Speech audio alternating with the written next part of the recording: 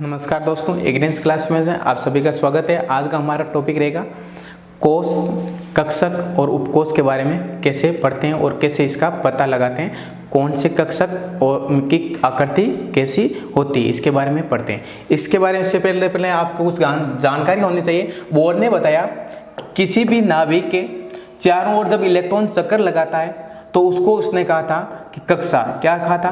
कक्षा। अगर प्रथम कक्षा में चक्कर लगाता है तो n1 का मान हम 1 लिखते हैं, द्वितीय कक्षा में चक्कर लगाता है तो n का मान कितने लिखते हैं? 2। और इनका नाम ही दिया था n बराबर k, l, m, n, जैसे आगे आगे जैसे चलते हैं। इसको हम क्या बोल सकते हैं? कोष। कोष। सोमरफील्ड ने बताया कि कोष में भी क्या होते हैं? उपकोष। क्या होते हैं? उपकोष।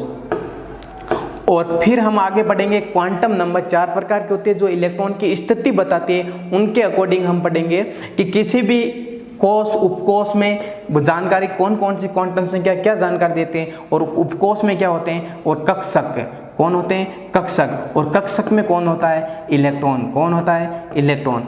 यहाँ तक पढ़ने से पहले हमें कुल कक्षक के बारे में पढ़ना है। कोष तो जान गए 1, 2, 3, 4, 5 और बोर्ड ने इनका नाम भी दिया था K, L, M, N और O। ऐसे चलता रहेगा, ठीक है, अनंत तक हो सकते हैं। कोष में क्या हो सकते हैं? उपकोष। 4 प्रकार के उपकोष हम पढ़ेंगे अभी तक। S, P, D और F उपकोष। कौन कौन से? S उपकोष, P उपकोष, D उपकोष और F उपकोष। ये कहाँ होते हैं? किसी कोष में। फिर उपकोष में क्या होते हैं? कक्षक होते हैं। जैसे S उपकोष में कितने कक्षक होते हैं? 1 कक्षक। कितने? 1। P उपकोष में कितने कक्षक होते हैं? 3 कक्षक। D उपकोष में कितने कक्षक होते हैं? 5 कक्षक। कितने? 5 कक्षक। और F उपकोष में कितने कक्षक होते हैं? 7 कक्षक। कितने कक्षक? 7 कक्षक होते हैं। फिर कक्षक में प्रत्येक कक्षक में इलेक्ट्रॉन भरे जाते हैं और एक कक्षक में अधिकतम कितने इलेक्ट्रॉन रह सकते हैं? 2 इलेक्ट्रॉन रख सकते हैं। कितने? 2। तो इसमें इलेक्ट्रॉन कितने होंगे? एस उपकोष में 2, पी उपकोष में एक कक्षक में 2 रख सकते हैं तो 3 में कितने रहेंगे? 6। डी में 5 कक्षक है, एक कक्षक में 2 इलेक्ट्रॉन रह सकते हैं तो 5 कक्षक में टोटल इलेक्ट्रॉन कितने रहेंगे? 10। और एफ उपकोष में टोटल कक्षक कितने हैं? 7। 7 कक्षक, एक कक्षक में 2 इलेक्ट्रॉन रहता है तो 7 कक्षों में टोटल इलेक्ट्रॉन कितने रहेंगे? 14। इनके बारे में जानकारी प्राप्त करने से पहले हम कक्षक पढ़ेंगे, उसके बाद हम पढ़ेंगे क्वांटम नंबर। तो आज का हमारा टॉपिक स्टार्ट होगा कक्षक किसे कहते हैं। कक्षक कहाँ है?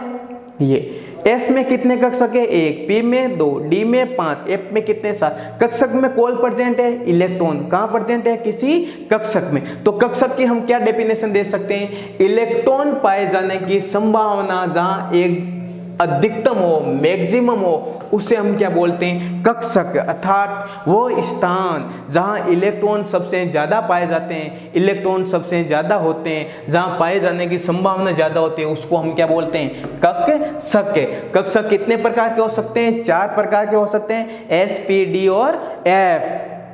S, P, D और F। सबसे पहले हम पढ़ेंगे S कक्षक। ये जो S कक्षक होता है वो कौन से उपकोष में होता है? S ही उपकोष में होता है। S कक्षक कौन से उपकोष में होता है? S उपकोष में उपस्थित होता है। और इसकी आकृति कैसी होती है? गोलाकार आकृति का होता है। कौन?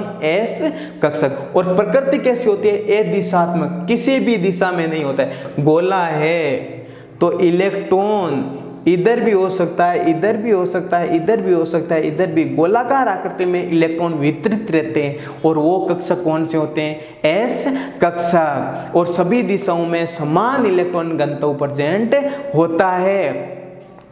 कौन से कक्षक किसे बोलते हैं? वो स्थान जहां इलेक्ट्रॉन पाए जाने की संभावना अधिकतम होती है। 1 नंबर है S कक्षक। S कक्षक S उपकोष में उपस्थित होता है। अर्थात जहां इलेक्ट्रॉन पाए जाने की संभावना अधिकतम होती है वो केस कहाँ पे होती है? इसके चारों ओर। और इसे हम क्या बोलेंगे?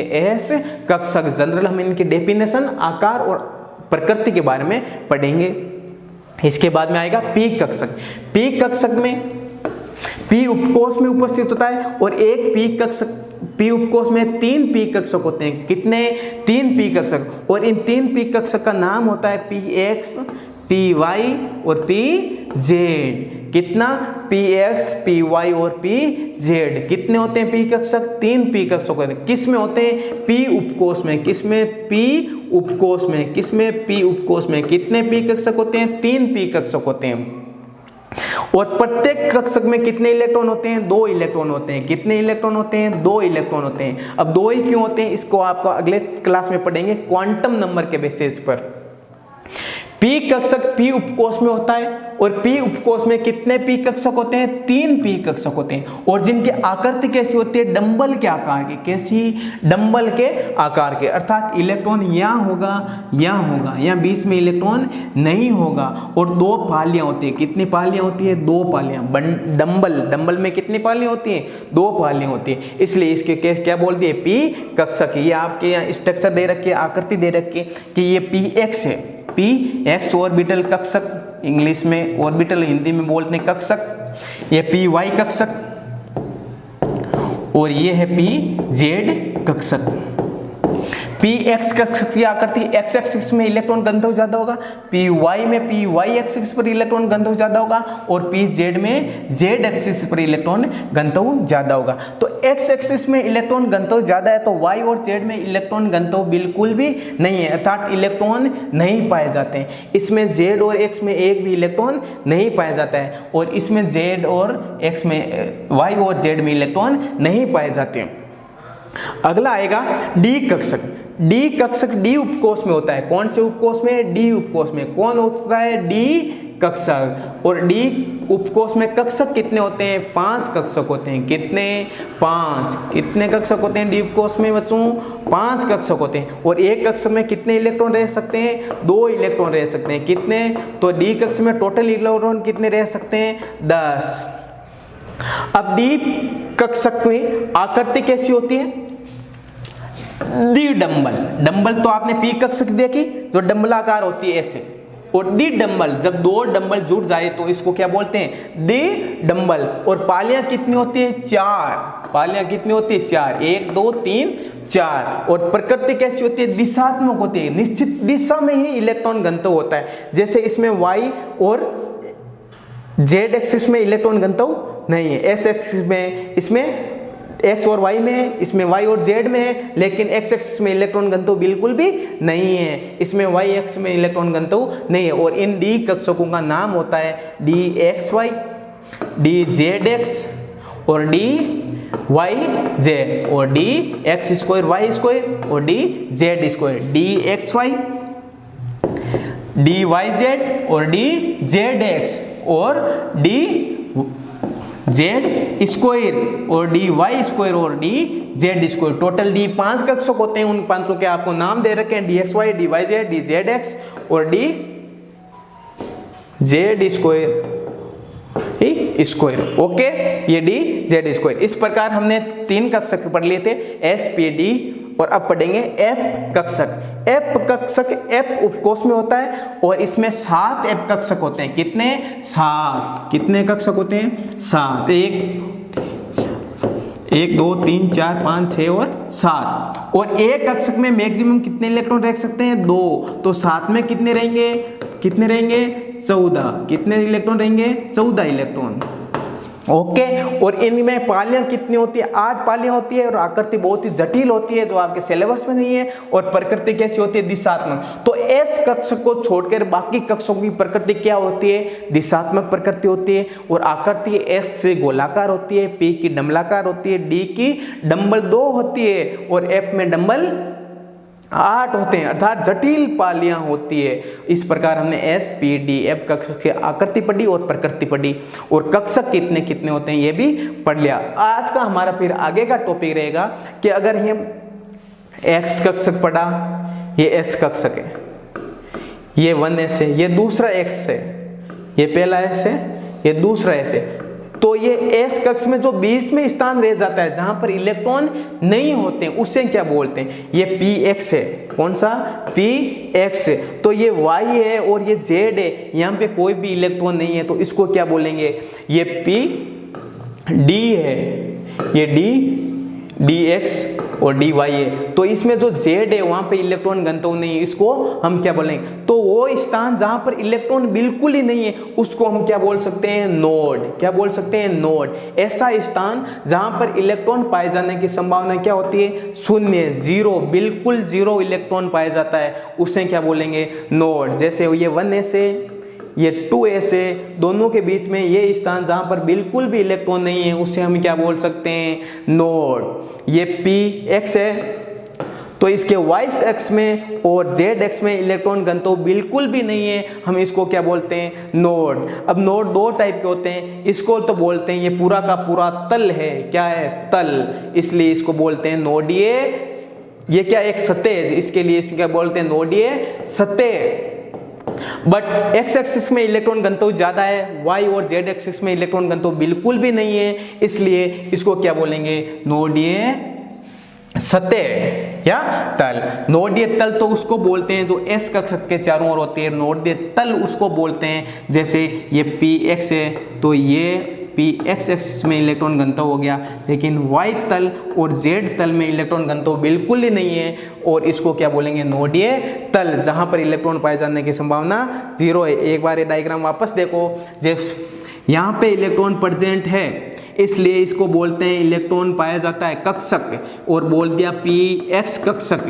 लेकिन pz और py में बिल्कुल भी इलेक्ट्रॉन नहीं है, इसलिए इसको बोलते हैं नोडीय तल। और दो x के बीच में ये स्थान जहां पर इलेक्ट्रॉन एक भी नहीं पाया जाता है उसको हमने क्या बोल दिया, नोड। क्या बोल दिया, नोड। क्या बोल दिया, नोड। ये सतह जहां पर इलेक्ट्रॉन बिल्कुल भी नहीं पाया जाता है, दो ऑर्बिट s1 कक्षक और s2 कक्षक के बीच में खाली स्थान जहां इलेक्ट्रॉन नहीं होता है उसे क्या बोलते हैं, नोडीय सतह। इसके सूत्र होते हैं n माइनस l माइनस 1।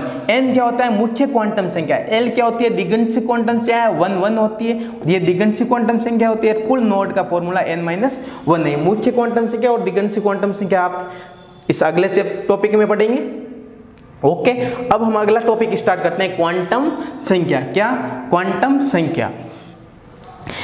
एक इससे पहले आपको बात याद होनी चाहिए, क्वांटम संख्या होती क्या है। किसी इलेक्ट्रॉन की स्थिति बताने के लिए, इलेक्ट्रॉन कहाँ प्रेजेंट है, कहाँ पाया जाता है, उसका एड्रेस, उसका प्रूफ बताने के लिए हम जिसका यूज करते हैं उससे हम क्या बोलते हैं, क्वांटम संख्या। जैसे कोई भी परमाणु है उसमें इलेक्ट्रॉन कहाँ होता है, कहाँ रहता है, ये बताने के लिए जिन सांकेतिक संख्याओं का यूज किया जाता है उन्हें हमें क्या बोलते हैं, क्वांटम संख्या। नाभि के चारों ओर कोश है, क्या है, कोश। नाभि के चारों ओर कोश है। हमने पहले की क्लास में पढ़ा था कि कोश में क्या प्रेजेंट होता है, उपकोश। क्या होता है, उपकोश। और उपकोश में क्या प्रेजेंट होते हैं, कक्षक। क्या होते हैं, कक्षक। और कक्षक में कौन होता है, इलेक्ट्रॉन। क्या होता है, इलेक्ट्रॉन। क्या होता है, इलेक्ट्रॉन। जैसे ये आपका गांव है, ये आपका घर है, और ये आपका कमरा है, और ये आपके कमरे में आप हो। इसके बारे में संपूर्ण जानकारी देने वाले नंबर को क्या बोल सकते हैं, क्वांटम संख्या। कोश, उपकोश, कक्षक और इलेक्ट्रॉन की जो जानकारी देती है उन्हें हमें क्या बोलते हैं, क्वांटम संख्या। टोटल 4 प्रकार की क्वांटम संख्या होती है। मुख्य क्वांटम संख्या, मुख्य क्वांटम संख्या। नंबर 2 दिगंत क्वांटम संख्या, दिगंत क्वांटम संख्या, बॉर्न क्वांटम संख्या या एजीमुथल क्वांटम संख्या भी बोल सकते हैं। 3 नंबर चुंबकीय क्वांटम संख्या, कौन सी, चुंबकीय। और 4 नंबर होती है चक्रण बताते हैं, इसलिए उसको क्या बोलते हैं, चक्रण क्वांटम नंबर। क्वांटम संख्या क्या होती है, इलेक्ट्रॉन की स्थिति बताने के लिए, किसी भी परमाणु में इलेक्ट्रॉन कहाँ प्रेजेंट है उसको बताने के लिए जिन सांकेतिक संख्याओं का यूज करते हैं उसे हम क्या बोलते हैं, क्वांटम नंबर। क्या बताते हैं, स्थिति किसकी, इलेक्ट्रॉन की, इलेक्ट्रॉन कहाँ बैठा है। ओके, सबसे पहले कोश के बारे में पता चलेगा, उसके बाद में हम उपकोश के बारे में पता चलेगा, उपकोश में फिर कक्षक और कक्षक में फिर इलेक्ट्रॉन। कोश कौन सा होता है, जैसे बोर्ड ने बताया कि K, L, M, N हो सकते हैं, उपकोश S, P, D, F हो सकते हैं, और कक्षक S उपकोश में 1 होता है, P में 3 होते हैं, D में 5 होते हैं, F में 7 होते हैं। और इलेक्ट्रॉन, जैसे एक कक्षक में मैक्सिमम कितने इलेक्ट्रॉन रख सकते हैं, 2। और दोनों ही जब एक दूसरे के विरोधी हो, देखो एक कमरे में दो स्टूडेंट्स है और दोनों एक दूसरे से लड़ते झगड़ते हैं, एक दूसरे के विपरीत है, तो एक इधर मुंह करके सोएगा तो दूसरा इधर मुंह करके सोएगा, अर्थात एक कक्षक में कितने इलेक्ट्रॉन रहेंगे? 2 इलेक्ट्रॉन्स। इनके बारे में हम पढ़ेंगे कि उपकोष के बारे में कौन सी क्वांटम संख्या जानकारी देती है, उपकोष के बारे में कौन सी संख्या जानकारी देती है, और कक्षक के बारे में कौन सी संख्या जानकारी देती है, और इलेक्ट्रॉन के बारे में कौन सी संख्या जानकारी देती है। पहले क्वांटम संख्या है मुख्य क्वांटम संख्या, जिसे n से प्रदर्शित किया जाता है। मुख्य क्वांटम संख्या जिसे n से प्रदर्शित किया जाता है, और इस क्वांटम संख्या का देने का श्रेय कौन से वैज्ञानिक को जाता है? बोर ने खोजा, इसलिए इसको बोर की क्वांटम संख्या भी बोलते हैं। ये क्वांटम संख्या परमाणु के कोष के बारे में बताती है। क्वेश्चन आया था, परमाणु के कोष, आकार और त्रिज्या को बताने के लिए कौन सी क्वांटम संख्या का यूज करते हैं? तो लिखेंगे मुख्य क्वांटम संख्या। ओके, ये क्वांटम संख्या कोष के आकार बताती है, कोष का आकार। त्रिज्या का हमने फॉर्मूला पढ़ा था, r बराबर 0.29 into N square upon Z. तो ये n क्या है? कोष है। ये किसे बताती है? त्रिज्या को बताते हैं। इलेक्ट्रॉन का वेग का भी हमने फॉर्मूला पढ़ा था, v बराबर 2.188 जेड अपॉन एन। तो ये n क्या है? कोष। और क्या पता है? वेग। और कोष की ऊर्जा का फॉर्मूले में भी n आता है, 13.6 into Z square upon N square minus 13.6। तो मुख्य क्वांटम संख्या किस किस के बारे में जानकारी दे सकती है? कोष के आकार के, कोष की त्रिज्या के, कोष के वेग के, और कोष की ऊर्जा के बारे में। और इलेक्ट्रॉन का कोणीय संवेग ऑर्बिट के बारे में जानकारी देती है। कोणीय संवेग का आपने फॉर्मूला पढ़ा था, nh/2π, mvr बराबर nh/2π। तो n क्या है? क्वांटम संख्या है। तो कोणीय संवेग के बारे में जानकारी कौन देते हैं? मुख्य क्वांटम संख्या। जैसे दूसरे कोष का कोणीय संवेग क्या होगा? तो J बराबर nh, n की जगह 2h/2π, 2 से 2 कट गया, क्या आएगा? h/5। ओके, और किसी कोष में अधिकतम कितने इलेक्ट्रॉन रह सकते हैं, यह भी बात कौन बताती है? मुख्य क्वांटम संख्या। और इसका सूत्र होता है 2n²। जैसे प्रथम कोष है जिसका नाम है K, दूसरा कोष है नाम है L, तीसरा कोष नाम M, चौथे को N, ऐसे आगे हम नाम देते जाएंगे और कोष बनता जाएगा। ये कोई भी नाभिक है, नाभिक चारों ओर प्रथम कोष है तो उसको बोलेंगे K, या कक्षा को द्वितीय कक्षा को बोलेंगे L कक्षा। तो K कक्षा में कितने इलेक्ट्रॉन रह सकते हैं? 2। L कक्षा में कितने इलेक्ट्रॉन रह सकते हैं? 8 इलेक्ट्रॉन रह सकते हैं। कितने? 8 इलेक्ट्रॉन। कौन सी कक्षा में? L में। फिर M कक्षा में कितने? 18। N में कितने? 32। कैसे आए? प्रथम कक्षा, तो 2 की जगह कितना लिखेंगे? 1, और 1 का स्क्वायर कितना होता है? 1 ही होता है, आंसर आ जाएगा 2। द्वितीय कक्षा बोलेंगे तो 2 की जगह हम क्या लिखेंगे? 2, और 2 का स्क्वायर कितना होता है? 4, और 4 को 2 से मल्टीप्लाई करने के और कितना आता है? 8। तो द्वितीय कक्षा में अधिकतम इलेक्ट्रॉन कितने होंगे? 8। फिर पढ़ेंगे तृतीय कक्षा में अधिकतम इलेक्ट्रॉन कितने होते हैं? तो 3, n की जगह 3, और 3 का स्क्वायर कितना होगा? 9, और 9 को 2 से मल्टीप्लाई कितना आता है? 18।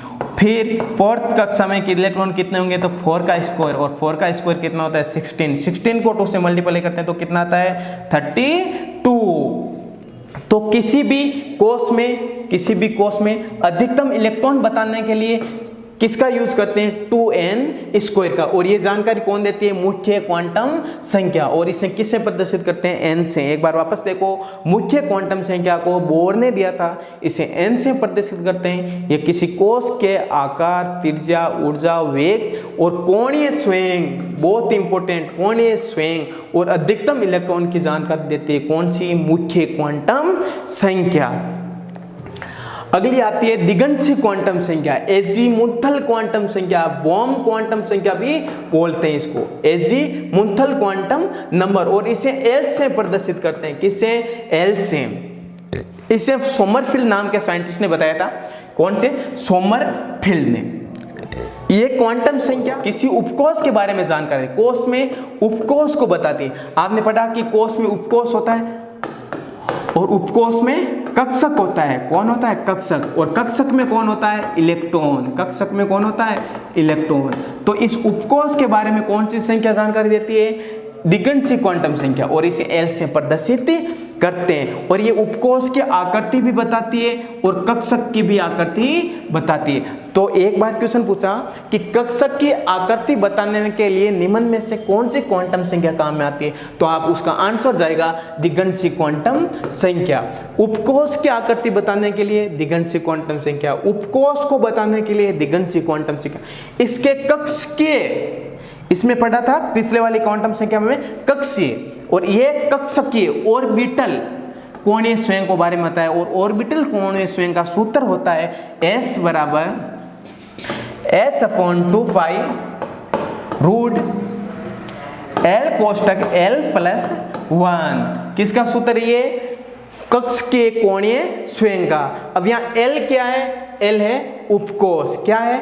उपकोष। उपकोष कितने हो सकते हैं? 4 उपकोष होते हैं, S, P, D और F। तो S के लिए L का मान कितना होता है? 0।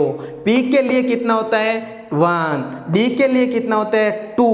और F के लिए कितना होता है? 3। इस प्रकार क्वेश्चन आ सकता है कि P उपकोष में कक्षीय कोणीय स्वयं लिखो। कौन से उपकोष में है? P उपकोष में। P उपकोष में, तो P उपकोष नाम आ गया तो आपके L का वैल्यू पता हो जाती है। P के लिए L की वैल्यू कितनी है? 1 है, तो L की जगह क्या लिखेंगे?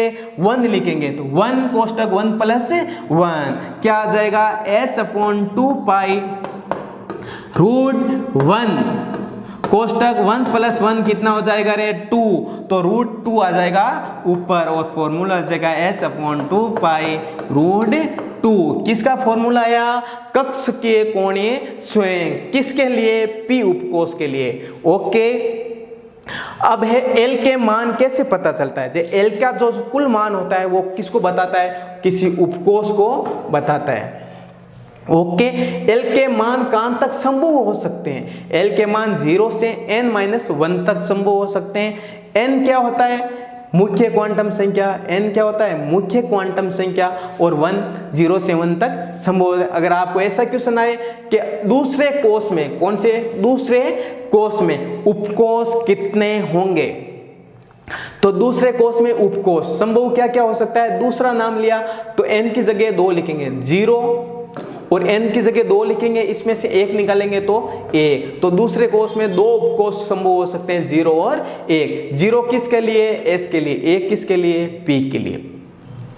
L बराबर 1 2 3 4 5 आता है, तो उपकोष क्या होगा? S, P, D, F और G।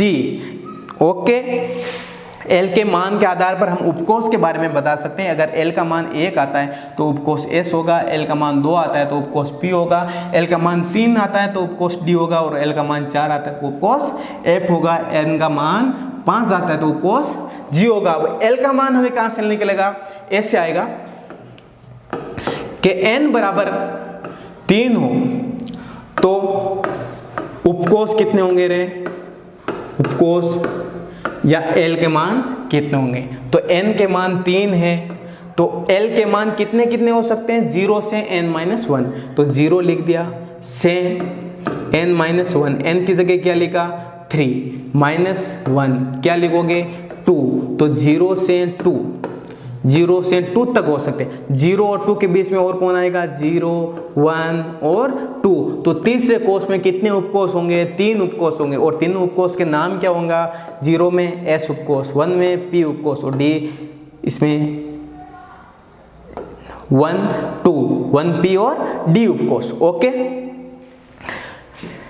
0 S 1 मान 0 होगा, यहाँ पे 1 होगा, और यहाँ पे 2 3 और 4। ओके, S के लिए L की वैल्यू 0 होगी, P के लिए L की वैल्यू 1 होगी, D के लिए L की वैल्यू 2 होगी, और F के लिए L की वैल्यू 3 होगी, और G के लिए L की वैल्यू 4 होगी। ये गलत प्रिंट हो गया, PDF में आपको सही मिल जाएगा। L के कुल मान क्या क्या हो सकते हैं और L के संभव मान क्या हो सकते हैं?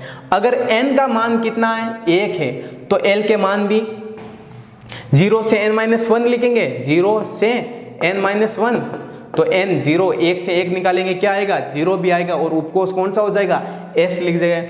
और n बराबर 2 है, n बराबर 2, तो L के मान क्या क्या हो सकते हैं? L के मान हो सकते हैं 0 से n-1, तो 0 तो है ही, और n माइनस एन की जगह क्या लिखेंगे 2 और -1 करेंगे कितना आएगा 1। तो 0 से 1 दो ही नंबर आते हैं 0 और 1, तो उपकोष कौन सा हो जाएगा S और P।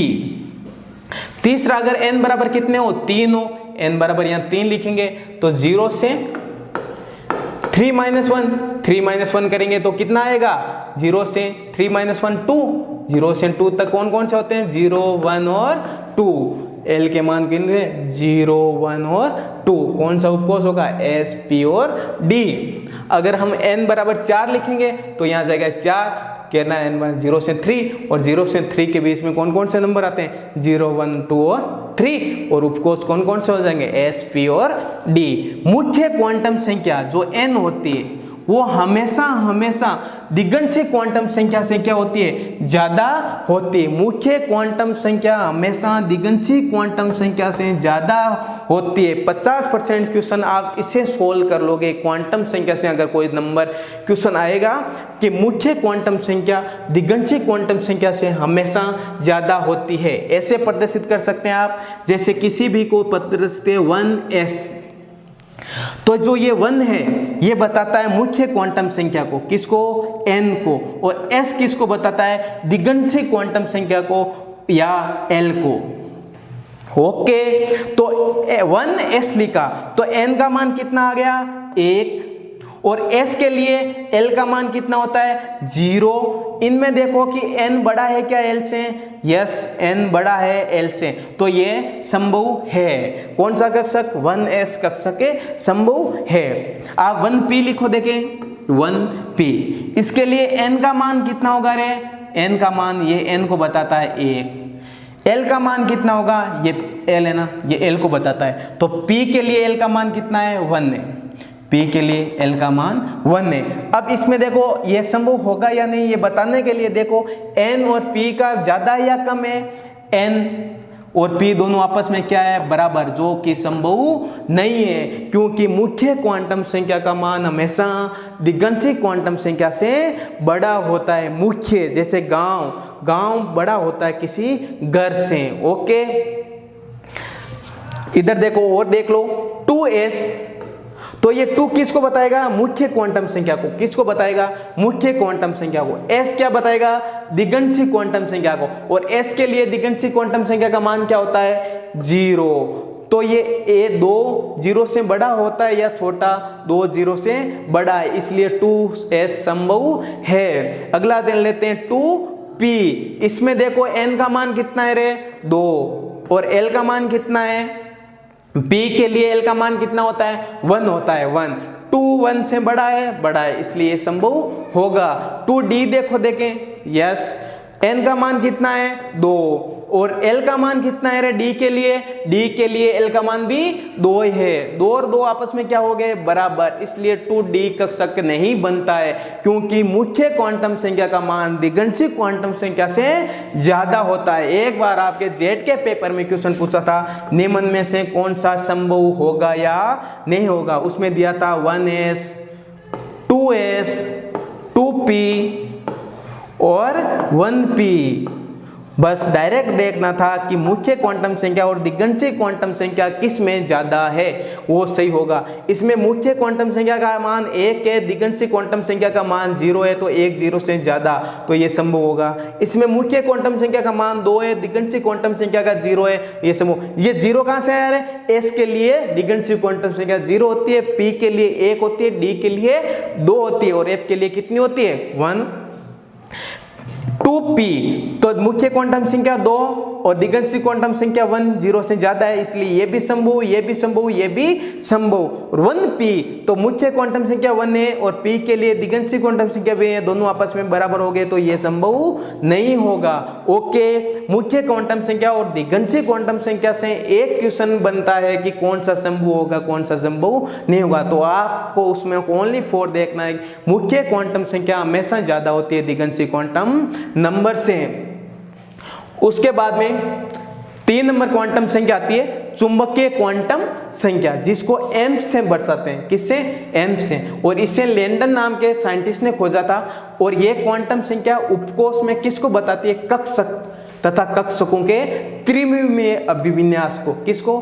कक्षक के त्रिविमीय अभिविन्यास को कौन बताती है? चुंबकीय क्वांटम संख्या। क्वेश्चन पूछा था चुंबकीय क्वांटम संख्या निम्न को किसके बारे में बताती है? तो कक्षकों के त्रिविमीय अभिविन्यास। ऐसा भी क्वेश्चन आ सकता है मुख्य क्वांटम संख्या आकार के बारे में पढ़ेंगे। किसी उपकोष में अधिकतम इलेक्ट्रॉन कितने हो सकते हैं, कक्षक कितने हो सकते हैं और उपकोष कितने हो सकते हैं। इसके 3 सूत्र होते हैं। अधिकतम इलेक्ट्रॉन किसी कोष में बताने का उसका सूत्र होता है 2n²। जैसे प्रथम कोष लिखते हैं तो n की वैल्यू कितनी लिखेंगे? 1। द्वितीय कोष लिखेंगे n की वैल्यू 2 लिखेंगे। तृतीय कोष लिखेंगे तो n की वैल्यू 3 लिखेंगे। और चतुर्थ कोष लिखेंगे तो n की वैल्यू 5 लिखेंगे। तो प्रथम कोष n की वैल्यू 1 लिखने पर कितने आएंगे? 2।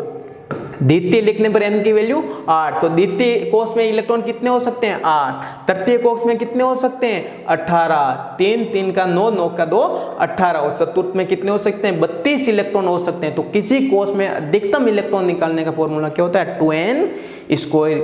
और कक्षक किसी भी कोष में कितने कक्षक हो सकते हैं? n²। ऐसे पूछेंगे आपको क्वेश्चन। एक बार जेईई में क्वेश्चन आया था कि तीसरे कोष में कितने इलेक्ट्रॉन होंगे? तो तीसरे कोष तो n बराबर 3 लिख दो। कक्षक कितने होंगे? 9। कौन कौन से? s p d f। d में कितने? 5। s p और d। और p में कितने? 3। और s में कितना? 1। तो किसी कक्षक कितने होंगे? d। n बराबर 3 हो तो 3 का स्क्वायर कितना होता है? 9 होता है। और 9 5 3 8 और 1 9। 1 s 3 p और 5 d। n बराबर 4 रखते हैं तो कक्षक कितने होंगे? 16। कौन कौन से? s p d f। s में 1, p में 3, d में 5 और f में 7 कक्षक है। तो 1 3 5 और 7 को जब हम कैलकुलेट करते हैं तो कितने आते हैं रे? 16। तो जिस कक्षक कोष में हम कक्षक निकालना है उसका क्या करना है? n का स्क्वायर। और उपकोष निकालने के लिए जितना कोष बोलेगा, जब प्रथम कोष बोलेगा तो n बराबर 1, द्वितीय कोष बोलेगा तो 2 उपकोष, तृतीय कोष बोलेगा तो 3 उपकोष, चतुर्थ कोष बोलेगा तो 4 उपकोष। क्या इन उपकोष के नाम लिख सकते हो? यस। 2 में कौन होते हैं? s और p। 3 में कौन होंगे? s p d। 4 में s p d और f। क्या 2d क्यों नहीं बनता है? क्योंकि 2d में d लिखेंगे तो n क्वांटम संख्या का मान l क्वांटम संख्या के मान के क्या हो जाएगा? बराबर हो जाएगा। कैसे पता चला? ये क्वांटम संख्या किसको बताती है? n को। और ये किसको बताती है? l को। तो n का मान 2 है, l का मान भी 2 है। दोनों बराबर हो गए जो कि संभव नहीं है। इसलिए 2d नहीं बनता है, 2p बनता है और 1p नहीं बनता है। इसके बारे में हमने पढ़ लिया। अब किसी भी उपकोष में, किसी उपकोष में, जैसे s उपकोष है, p उपकोष है, d उपकोष है और f उपकोष है, किसी उपकोष में अधिकतम इलेक्ट्रॉन कितने हो सकते हैं? जैसे s उपकोष में अधिकतम इलेक्ट्रॉन कितने? s उपकोष, s में कितने इलेक्ट्रॉन होते हैं? 2 इलेक्ट्रॉन। p में कितने होते हैं? 6 इलेक्ट्रॉन। कैसे निकालें? इसका फॉर्मूला है 4l+1। जैसे s उपकोष में तो s के लिए s p d f, s के लिए l की वैल्यू 0, 1 2 और 3। f उपकोष के लिए कितनी? 3। तो s के लिए यहाँ 0 रखेंगे तो कितने आएगा? 2 आएगा। P के लिए यहाँ कितना रखेंगे? 1 रखेंगे तो कितने इलेक्ट्रॉन आएंगे? 6 इलेक्ट्रॉन। D के लिए यहाँ कितना रखेंगे? 2 लिखेंगे तो कितना आएगा? 10 इलेक्ट्रॉन। और F के लिए यहाँ कितने लिखेंगे? 3। तो 3 को और से कितने इलेक्ट्रॉन आएंगे? 14। तो किसी भी कोष उपकोष में अधिकतम इलेक्ट्रॉन का फॉर्मूला क्या होता है? 4l+2। और कक्षक का फॉर्मूला क्या होता है? किसी भी उपकोष में क्या होते हैं? कक्षक होते हैं। कक्षक का फॉर्मूला क्या होता है? 2l+1। जैसे s उपकोष होता है उसमें एक ही कक्षक होता है। क्यों? क्योंकि l की वैल्यू अगर हम 0 रखेंगे तो 2 × 0 + 1 कितना आया? 1। इसलिए s में एक ही कक्षक होता है। p के लिए l की वैल्यू कितनी लिखेंगे? 1 लिखेंगे। और 2 × 1 बराबर कितना आएगा? 3। इसलिए p में कितने कक्षक होते हैं? 3 कक्षक होते हैं। और d में 2 × d के लिए l की वैल्यू 2 + 1 कितना आएगा? 5। इसलिए d में कितने कक्षक होते हैं? 5 कक्षक होते हैं। और f में 2 × 3 + 1 कितने कक्षक हो गए? 7 कक्षक। तो d में कितने कक्षक होते हैं? 7 कक्षक। इस प्रकार हमें किसी कोष में, उपकोष में अधिकतम इलेक्ट्रॉन और अधिकतम कक्षक निकाल सकते हैं। इसके फॉर्मूले और पूरा आपको डेरिव कर गए, इसके क्वेश्चन आपके क्वेश्चन बैंक में और मिल जाएंगे, जिसकी पीडीएफ आपको प्रोवाइड कर दी जाएगी, जो कि प्रॉब्लम होंगे वो और बता दी जाएगी। हमने आज पढ़ा था क्वांटम नंबर, 4 टाइप के होते हैं, मुख्य क्वांटम संख्या, दिगंशी क्वांटम संख्या, चुंबकीय क्वांटम संख्या और चक्रण क्वांटम संख्या। आपको सबसे पहले ये पता होना चाहिए इसको प्रदर्शित कैसे करते हैं। दूसरा, ये किसके बारे में बताती है, जैसे मुख्य कोश के बारे में बताती है, दिगंशी कक्ष के आकार के बारे में बताती है, और चुंबकीय क्वांटम संख्या कक्ष के त्रिविमीय आकार के बारे में बताती है, और चक्रण क्वांटम संख्या इलेक्ट्रॉन के चक्रण के बारे में बताती है। फिर एक क्वेश्चन बनता है, निम्न में से कौन सा कक्षक संभव होगा और कौन सा संभव नहीं होगा। इसमें हम बता सकते हैं कि n का मान हमेशा l से ज्यादा होगा। एक क्वेश्चन और बनता है कि किसी भी परमाणु के अंतिम इलेक्ट्रॉन की क्वांटम संख्या लिखो, तो यह प्रश्न हम इलेक्ट्रॉनिक विन्यास पढ़ने के बाद में सोल्व करेंगे ताकि आपके समझ में आ जाए। एक है जैसे n, l, m और s। n का मान 1 है तो l का मान 1 नहीं हो सकता, 0 हो सकता है, और l का मान 0 है तो m का मान श्योर ही 0 होगा, और s का मान प्लस या माइनस 1/2 हो सकता है। n का मान 2 है तो l का मान 0 हो सकता है, 1 हो सकता है, लेकिन 2 नहीं हो सकता है, क्योंकि 2 होने पर n l आपस में क्या हो जाएंगे, बराबर हो जाएंगे। इसका 0 और 1 हो सकता है तो m का मान भी 0 और 1 हो सकता है, और l का मान प्लस 1/2 हो सकता है। n का मान अगर 3 है, कितना है 3, तो l का मान 1, 2, 0 हो सकता है, लेकिन 3 नहीं हो सकता, क्योंकि 3 होने पर 3 और 3 l और l आपस में क्या हो जाएंगे, बराबर हो जाएंगे, जो कि पॉसिबल नहीं है। और l के मान वो 0, 1, 2 होने पर m के मान भी 0, 1 और 2 हो सकते हैं, और s का मान प्लस माइनस 1/2, क्योंकि ये कक्षक को बताता है, और n-3 और m के मान क्या होता है, l से -l तक। l का मान कितना है, 2 है, तो इसका मान भी -2 से प्लस हो सकता है। इसके साथ आज का ये टॉपिक समाप्त होता है। नेक्स्ट टॉपिक में हम पढ़ेंगे किसी भी कक्षक में इलेक्ट्रॉन कैसे भरे जाते हैं। Okay, thank you.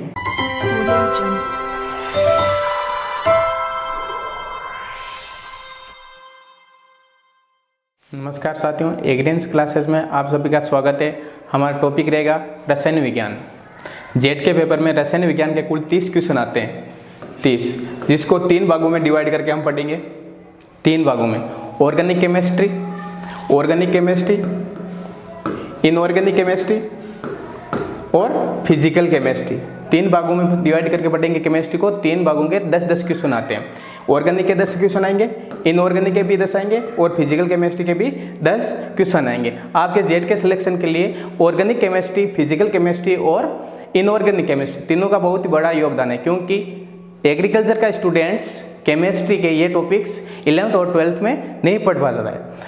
इसलिए आज हम स्टार्ट करेंगे इनऑर्गेनिक केमिस्ट्री, जिसका फर्स्ट टॉपिक है बहुत ही इंटरेस्टिंग, परमाणु तथा परमाणु की संरचना, एटम तथा एटॉमिक स्ट्रक्चर।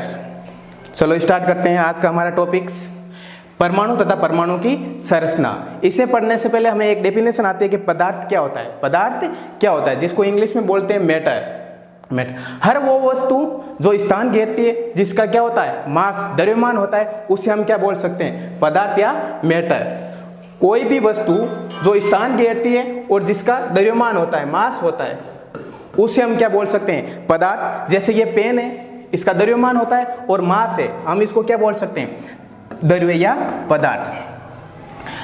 पदार्थ हर वो वस्तु होती है जो स्थान घेरती है और जिसका द्रव्यमान होता है। पेन, पेंसिल, रबड़, कुछ भी ले सकते हो, कंकड़, पत्थर, जिसका द्रव्यमान होता है और जो स्थान घेरती है, उसे हम क्या बोल सकते हैं, पदार्थ। पदार्थ के बाद में हमें बताना है परमाणु क्या होता है। तो परमाणु क्या होता है, इसके बारे में सबसे पहले मेसरी कर्नाड ने बताया कि हम किसी भी पदार्थ को लगातार विभाजित करने से अंततः हमें जो पार्टिकल्स प्राप्त होता है, उसे उसने क्या नाम दिया, परमाणु। किसने कहा? मेस्री कर्नाड ने। क्या कहा कि पदार्थ के लगातार विभाजन से, किसी भी पदार्थ को हम तोड़ते जाएं, उसके टुकड़े करते जाएं, तो लास्ट में हमें क्या, जो पार्टिकल्स मिलता है जिसको आगे हम विभाजित नहीं कर सकते, अर्थात जिसके हम टुकड़े नहीं कर सकते, उसे उसने क्या बोल दिया? परमाणु। ये बात किसने बोली? मेस्री कर्नाड ने। क्या बात बोली? कि पदार्थ के लगातार विभाजन से अंततः क्या प्राप्त होता है? परमाणु। परमाणु एक ग्रीक भाषा का शब्द है। कौन सी भाषा का? ग्रीक भाषा का। कौन सी भाषा का शब्द है? ग्रीक भाषा का। और जिसमें एटॉमिक्स का अर्थ होता है, एटॉमिक्स का अर्थ होता है न काटे जा सकते हैं, अर्थात जिसको हम आगे नहीं काट सकते, जिसका विभाजित नहीं कर सकते, और अविभाज्य भी बोल सकते हैं। एटॉमिक, नॉन डिविजिबल, डिविजिबल, जिसको विभाजित नहीं किया जा सकता, उसको क्या बोला? परमाणु। कौन सी भाषा में? ग्रीक भाषा में।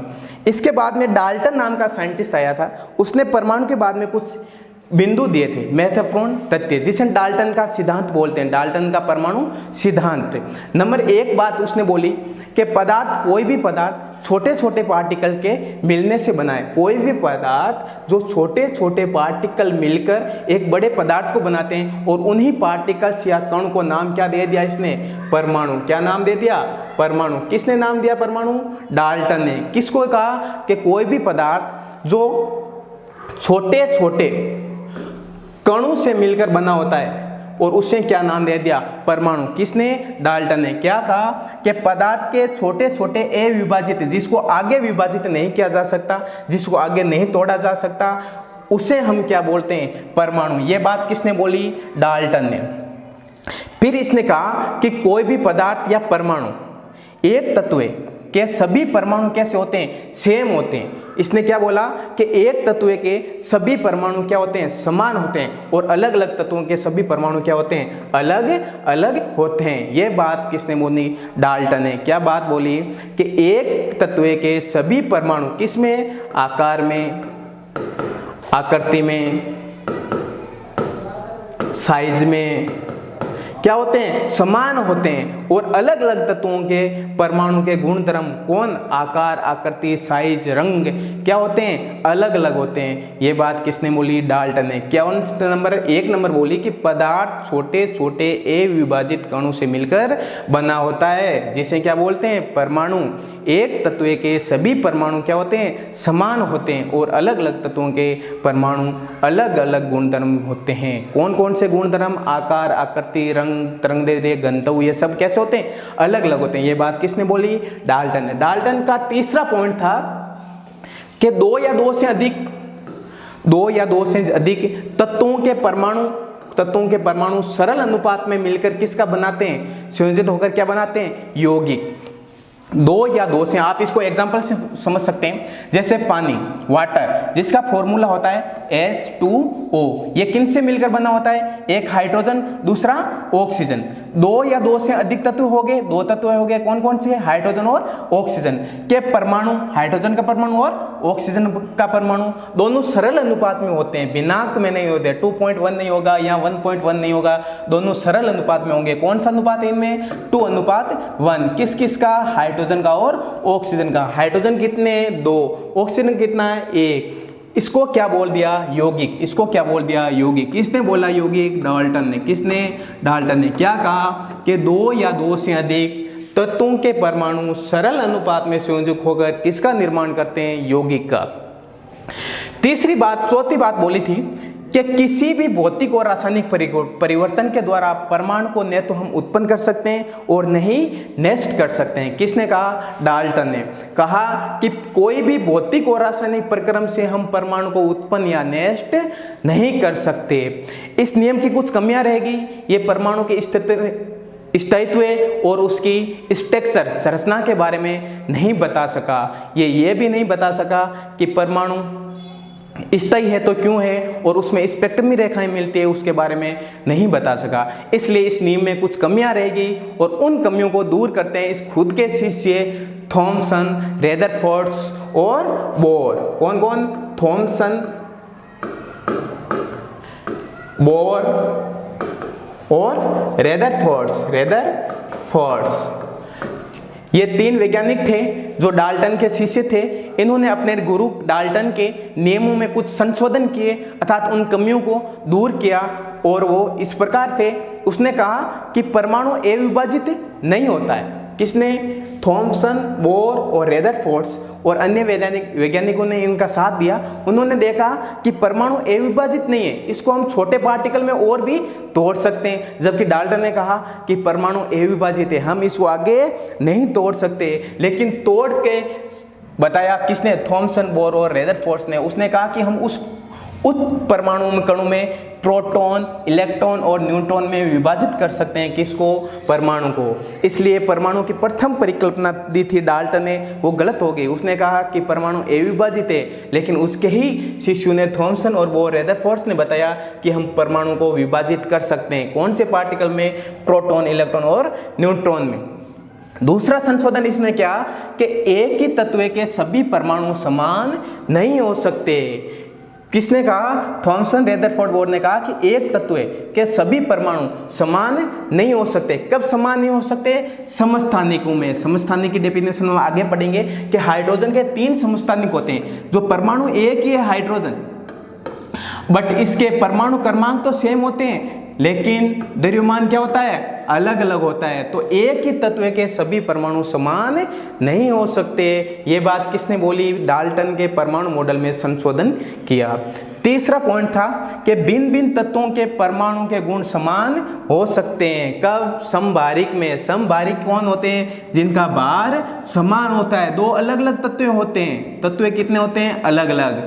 परमाणु क्रमांक भी कितने होते हैं? अलग अलग, बट दोनों का भार क्या होगा? समान होगा। ये बात संशोधन की गई। किसके नियम में? डाल्टन के नियम में। डाल्टन ने कहा कि भिन्न भिन्न तत्वों के परमाणु के गुणधर्म भिन्न भिन्न होते हैं, लेकिन इसने कहा कि समान भी हो सकते हैं। इनमें क्या समान दिख रहा है? इनका द्रव्यमान समान दिख रहा है। तो दोनों तत्व भी अलग अलग हैं, बट इनके गुणधर्म क्या है? समान है। तीसरी डाल्टन की कमी थी कि उसने कहा कि एक परमाणु को उत्पन्न नहीं कर सकते, अर्थात किसी भी नाभिकीय अभिक्रियाओं के द्वारा परमाणु को उत्पन्न नहीं किया जा सकता और नष्ट भी नहीं किया जा सकता। लेकिन उसके संशोधन किया गया कि एक तत्व के परमाणु दूसरे तत्व के परमाणु में बदला जा सकता है। ये कब बदलते हैं? नाभिकीय अभिक्रियाओं में। ये डाल्टन के नियमों में संशोधन किया था।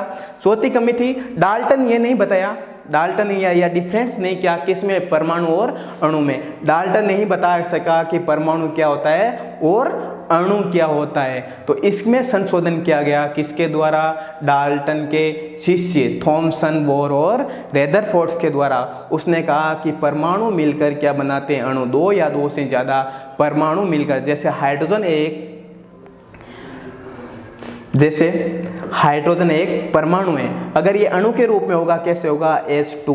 2 हाइड्रोजन परमाणु आपस में मिल गए। ऑक्सीजन अणु के रूप में होगा तो कैसे होगा? O2। इनको बोलते हैं द्वि परमाणु, 2 परमाणु जुड़ते हैं। ऐसे सल्फर होता है, वो 8 परमाणु जुड़ के बनाते हैं, और इनको क्या बोलते हैं? अष्ट अणु के बीज। डाल्टन पढ़ा था आपने कि डाल्टन नहीं बता सका कि परमाणु विभाजित है या अलग अविभाजित। उसने कहा परमाणु और अणु के बारे में कोई भेद नहीं करता है। तीसरा उसने बोला कि एक तत्व के सभी गुण कैसे होते हैं? समान होते हैं। थर्ड लाइन बोली थी कि अलग अलग तत्वों के गुण अलग अलग होते हैं, बट उसमें संशोधन किए और क्या कहा कि परमाणु अविभाजित है, जिसको हम आगे विभाजित नहीं कर सकते। दूसरा संशोधन था एक तत्व के सभी परमाणु समान नहीं हो सकते। तीसरा था भिन्न भिन्न तत्वों के परमाणु के गुणधर्म समान हो सकते हैं। क्या समान था इसमें? द्रव्यमान। और चौथा था एक तत्व के परमाणु को दूसरे तत्व के परमाणु में बदल सकते हैं। कब? नाभिकीय अभिक्रियाओं में। हम प्रोटॉन से न्यूट्रॉन को भी बना सकते हैं। और ये सिद्धांत परमाणु के अणु और परमाणु के बीच में कोई फर्क नहीं कर पाया। कौन सा? डाल्टन का सिद्धांत। उनमें संशोधन किया गया था। अब हम पढ़ेंगे कि परमाणु क्या होता है। ये बात हमने पढ़ ली थी। परमाणु क्या होता है ये बात हमने पढ़ ली थी। किसने बताया? मेस्री कर्नाड ने के परमाणु अविभाजित कण है जिसको हम आगे विभाजित नहीं कर सकते। फिर डाल्टन ने इसके बारे में बताया, फिर डाल्टन के नियम में संशोधन। परमाणु के बारे में पढ़ लिया तो इसकी स्ट्रक्चर संरचना बताना जरूरी है।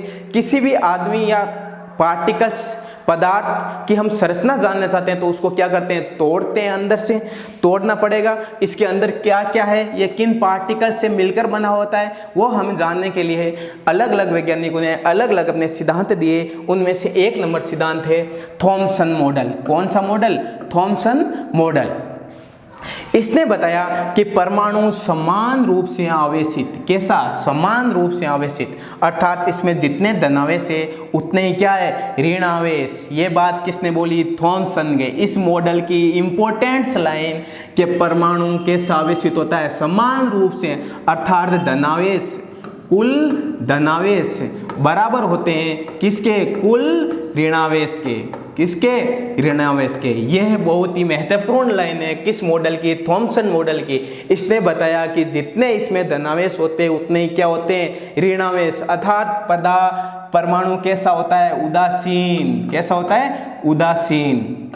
ये बहुत ही महत्वपूर्ण बात थी थॉमसन मॉडल की। इसने कहा कि परमाणु समान रूप से आवेशित और एक एंगस्ट्रम 10⁻⁻10 मीटर त्रिज्या का एक ठोस गोला होता है जिसमें धनावेश समान रूप से वितरित रहते हैं और ऋणावेश बीच बीच में कैसे होते हैं, धसे रहते हैं। इसने कहा कि धनावेश तो समान रूप से वितरित है और ऋणावेश बीच में कैसे होते हैं, धसे रहते हैं। इसके अंदर ऋणावेश दशा है और ये पार्ट कौन सा है, धनावेशित पार्ट है। इसकी तुलना हम इस प्रकार कर सकते हैं, किसी तरबूज को काटने पर उसमें हमें दो पार्ट दिखाई देते हैं। एक रेड पार्ट होता है जिसको इसने क्या बोला, धनावेश। रेड पार्ट को क्या बोला, धनावेश। कौन सा आवेश, धनावेश। कौन सा आवेश, धनावेश। और इसके अंदर जो बीज होते हैं, उसको इसने क्या बोल दिया, ऋणावेश। क्या बोल दिया, ऋणावेश। किनको बोला, ऋणावेश, बीज को। किसको, बीज को क्या बोला, ऋणावेश। किसने बोला, थॉमसन ने। इसलिए थॉमसन मॉडल से हमें एक ही पॉइंट मिलता है कि परमाणु में धनावेश और ऋणावेश दोनों आपस में बराबर होते हैं, अर्थात धनावेश बराबर ऋणावेश। परमाणु स्थिर रूप से कैसा होता है, उदासीन होता है, ठोस गोला होता है। त्रिज्या कितनी होती है, एक एंगस्ट्रम। बस थॉमसन मॉडल से एक ही क्वेश्चन आ सकता है कि इसने क्या बताया, इसने बताया कि परमाणु में धनावेश और ऋणावेश दोनों क्या होते हैं, कुल धनावेश और कुल ऋणावेश आपस में बराबर होते हैं। परमाणु कैसा होता है, उदासीन। और न तो ये परमाणु का स्थायित्व बता सका और न ही स्पेक्ट्रमी रेखाओं के बारे में बता सका, इसलिए आगे चलकर इस मॉडल को खारिज किया गया और इसमें मॉडिफाइड करने के लिए बोर का मॉडल आता है। इसकी कुछ कमियां रह गई, दो कमियां थी। परमाणु के स्थायित्व के बारे में नहीं बता के, परमाणु स्थायी है तो क्यों स्थायी है, और नाभिक के बारे में भी नहीं बताया। इसने बताया कि परमाणु धनावेश होता है, गोला होता है जिसमें धनावेश और ऋणावेश आपस में बराबर होते हैं। किसने कहा, थॉमसन ने। ये नहीं बताया कि यहाँ पे नाभिक है, यहाँ पे इलेक्ट्रॉन है, यहाँ पे प्रोटॉन है। ओके। हाइड्रोजन के स्पेक्ट्रम के बारे में भी नहीं बताया, हाइड्रोजन के स्पेक्ट्रम के बारे में भी नहीं बताया। किसने, थॉमसन ने। इसलिए दूसरा मॉडल आया रेदरफोर्ड का नाभिकीय मॉडल। किसका, रेदरफोर्ड का नाभिकीय मॉडल। क्यों बोलते हैं, क्योंकि इसने बताया किसके बारे में, नाभिक के बारे में। तो सबसे पहले नाभिक के बारे में किस साइंटिस्ट ने बताया, रेदरफोर्ड ने। इसने क्या किया, इसने सोने की पतली परत, किसकी, सोने की, ये याद रखना है, किसको काम में लिया, सोने को। कौन सा तत्व काम में लिया, सोने का तत्व। इसको क्या बोलते हैं, सोने का परमाणु पर क्या क्या इसने अल्फा पार्टिकल की बौछार करवाई। किसकी, अल्फा पार्टिकल्स की। ये अल्फा पार्टिकल्स क्या होते हैं, ये समझने के लिए इसने क्या कहा कि हीलियम, कौन, हीलियम, जिसका परमाणु क्रमांक कितना होता है, 2, द्रव्यमान कितना होता है, 4, में से 2 इलेक्ट्रॉन क्या कर दिए, निकाल दिए। क्या कर दिए, निकाल दिए। तो किसका निर्माण हुआ, अल्फा कण का। और जिस पर चार्ज कितना होता है, +2, द्रव्यमान कितना होता है, 4, परमाणु क्रमांक कितना होता है, 2। किसका, अल्फा कण का। और ये क्या बन गया, अल्फा कण। किससे बना, हीलियम से। क्या क्या, 2 इलेक्ट्रॉन निकाल दिया। तो अल्फा कण पर चार्ज कैसा होता है, धनावेशित। कैसा होता है, धनावेशित। इसको बोलते हैं द्विधनावेशित, द्विधनावेशित। ये बहुत इंपॉर्टेंट क्वेश्चन है कि रेदरफोर्ड ने कौन से तत्व का प्रयोग किया था। तत्व नाम लिखोगे AU अर्थात सोना। कौन सा, सोना। और किसका प्रयोग किया था, अल्फा कण का। किसका, अल्फा कण का। और अल्फा कण क्या होता है, धन आवेशित द्वि धन आवेशित हीलियम आयन को हम क्या बोलते हैं, अल्फा कण। द्वि धन आवेशित हीलियम कण को क्या बोलते हैं, हीलियम कण को क्या बोलते हैं, अल्फा कण। हीलियम परमाणु को क्या बोलते हैं, अल्फा कण। आवेश कितना होता है, 2। इसने क्या कहा, इस अल्फा कण की सोने की पतली परत पर क्या करवाई, बौछार करवाई। इसने अल्फा कण पर, अल्फा कणों की सोने की पतली परत पर क्या करवाई, बौछार करवाई और उसे प्रेक्षण और उसके अकॉर्डिंग रिजल्ट लिखे, जिसके बारे में हम पढ़ रहे हैं। क्या कहा, ये बॉक्स लिया। बॉक्स क्यों लिया, क्योंकि अल्फा कण निकालने के लिए हमें कोई रेडियो एक्टिव तत्व चाहिए। ये कौन सा तत्व है, रेडियो एक्टिव। कौन सा भी रेडियो एक्टिव तत्व ले लेते हैं जो अल्फा कण छोड़ता है। इसको बॉक्स में फिट इसलिए किया ताकि अल्फा कण इधर नहीं जाए, इधर नहीं जाए, इधर जाए, ओनली फॉर एक ही डायरेक्शन में जाए और उसको हम सोने की परत पर बौछार करवा सकें। इसलिए इसने बॉक्स का प्रयोग किया जो लेड का बना होता है। किसका, लेड का। और इसके बोलते हैं लेड बॉक्स। कौन सा बॉक्स, लेड बॉक्स। ये रेडियो एक्टिव पदार्थ क्या निकालेगा, अल्फा कण। वो अल्फा कण जाके किससे टकरा रहे हैं, सोने की पतली परत से। किससे, सोने की पतली परत से। सोने की जगह हम दूसरी भारी धातुएं भी ले सकते हैं, Ag, Au, Cu भी ले सकते हैं। सोने की परत से अल्फा कण टकराते हैं या नहीं टकराते हैं, इसको देखने के लिए इसने क्या कहा, गोलाकार एक पर्दा ले लिया और जिस पर किसका लेपन कर दिया, ZNS का, ताकि जो भी अल्फा कण इससे टकराएगा और हमें क्या हो गए, चमक दिखाई देगी और हम बता देंगे कि अल्फा कण टकरा रहा है या सीधा जा रहा है। इसके ऑब्जर्वेशन कर सकते हैं। यह अल्फा कण जाके सोने की पतली परत से टकराकर इस पर्दे से टकराएंगे और हमें दिखाई देंगे। इन प्रेक्षणों के आधार पर उसने बताया कि अधिकांश अल्फा कण कैसे निकल गए, सीधे निकल गए, अर्थात बिना मुड़े। अल्फा कणों पर चार्ज कैसा होता है, धनावेशित चार्ज होता है। चार्ज कैसा होता है, धनावेश। चार्ज कैसा होता है, एक बात इससे पहले आप सोचना चाहिए, समान आवेश एक दूसरे को क्या करते हैं, प्रतिकर्षित करते हैं। क्या करते हैं, प्रतिकर्षित। और विपरीत आवेश एक दूसरे को क्या करते हैं, आकर्षित करते हैं। दोनों एक दूसरे को क्या करते हैं, आकर्षित करते हैं। क्या करते हैं, आकर्षित। समान आवेश एक दूसरे को प्रतिकर्षित करते हैं और विपरीत आवेश एक दूसरे को क्या करते हैं, आकर्षित। इसने देखा कि अल्फा कण धनावेश है, वो अधिकांश अल्फा कण तो सीधे चले गए, अर्थात अपने पथ से बिल्कुल भी विचलित नहीं हुए। किससे, एक सोने की पतली परत के परमाणु से टकराने के बाद में विचलित नहीं हुए। कुछ अल्फा कण ऐसे थे जो कुछ डिग्री एंगल पर क्या हो गए, अपने कोण से विक्षेपित हो गए, पथ से विचलित हो गए। इससे ये पता चलता है कि ये कण कैसी है, तरंग कैसी है, धनावेशित है। कैसा चार्ज है इस पर, धनावेश। सेम प्रतिकर्षण इसलिए हुआ, इसने यहाँ कौन था, धनावेश था, इसलिए ये इधर मुड़ गया। अगर यहाँ ऋणावेश होता तो ये किधर जाता, इधर जाता। ओके। तीसरा इसने लिखा कि कुछ अल्फा कण विक्षेपित हुए। तीसरा पॉइंट था कि लगभग 20,000 अल्फा कणों की इन्होंने बौछार करवाई। किस पर, सोने की पतली परत पर। कितने, 20,000। तो एक अल्फा कण ऐसा था, कितना, एक, बहुत ही कम, 20,000 में से एक, बिल्कुल लेस मात्र, बहुत ही कम नंबर है।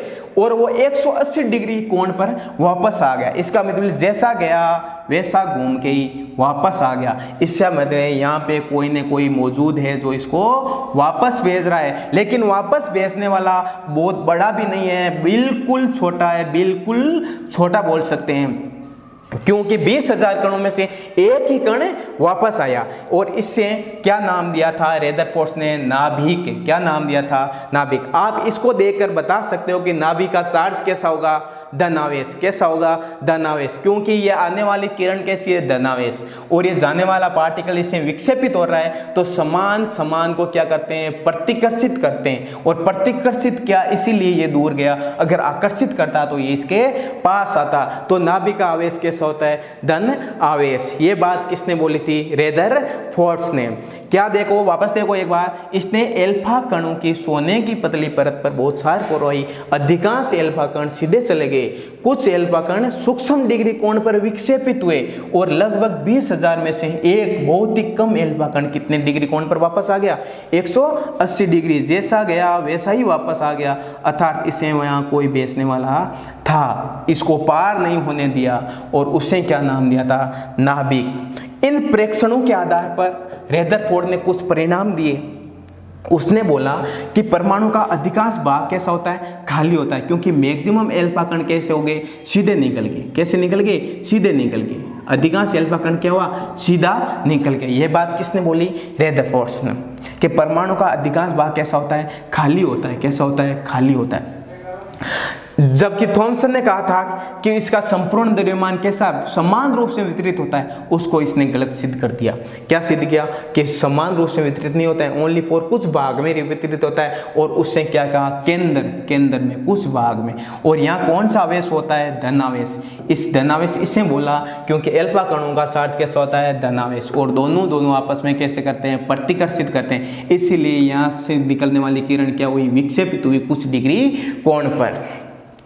परमाणु के उपस्थित धनावेश भाग अत्यंत छोटा है। छोटा इसलिए क्योंकि 20,000 कणों में से ओनली फॉर एक कण था जो वापस आया, नहीं तो अगर बड़ा होता तो सभी के सभी कण वापस आ जाते, और थोड़ा बड़ा होता तो 10-15,000, 20,000 में से 10,000 तो वापस आते अगर बड़ा भाग होता। लेकिन भाग कैसा है, छोटा, और इस छोटे भाग को इसने क्या बोला था, नाभिक। उपरोक्त प्रेक्षण, इन प्रेक्षणों के और परिणाम के आधार पर रेदरफोर्ड ने अपना मॉडल प्रस्तुत किया, और जिसे बोलते हैं रेदरफोर्ड का नाभिकीय मॉडल। क्या बोलते हैं, नाभिकीय मॉडल। इसने कहा कि परमाणु के धनावेश तथा अधिकांश द्रव्यमान, क्या द्रव्यमान कहाँ होता है, अति अल्प क्षेत्र में केंद्रित होता है, और उससे क्या बोल दिया, नाभिक।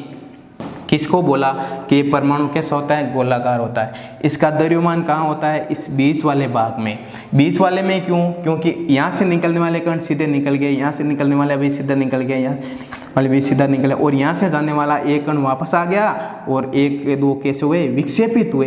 इसलिए उसने कहा कि ये बीच में होता है, कौन, इसका द्रव्यमान, और वो होता भी बहुत ही कम क्षेत्र में, क्योंकि 20,000 कणों में से एक कण ही वापस आया, और उसे इसने क्या नाम दिया था, नाभिक। किसने, रेदरफोर्ड ने।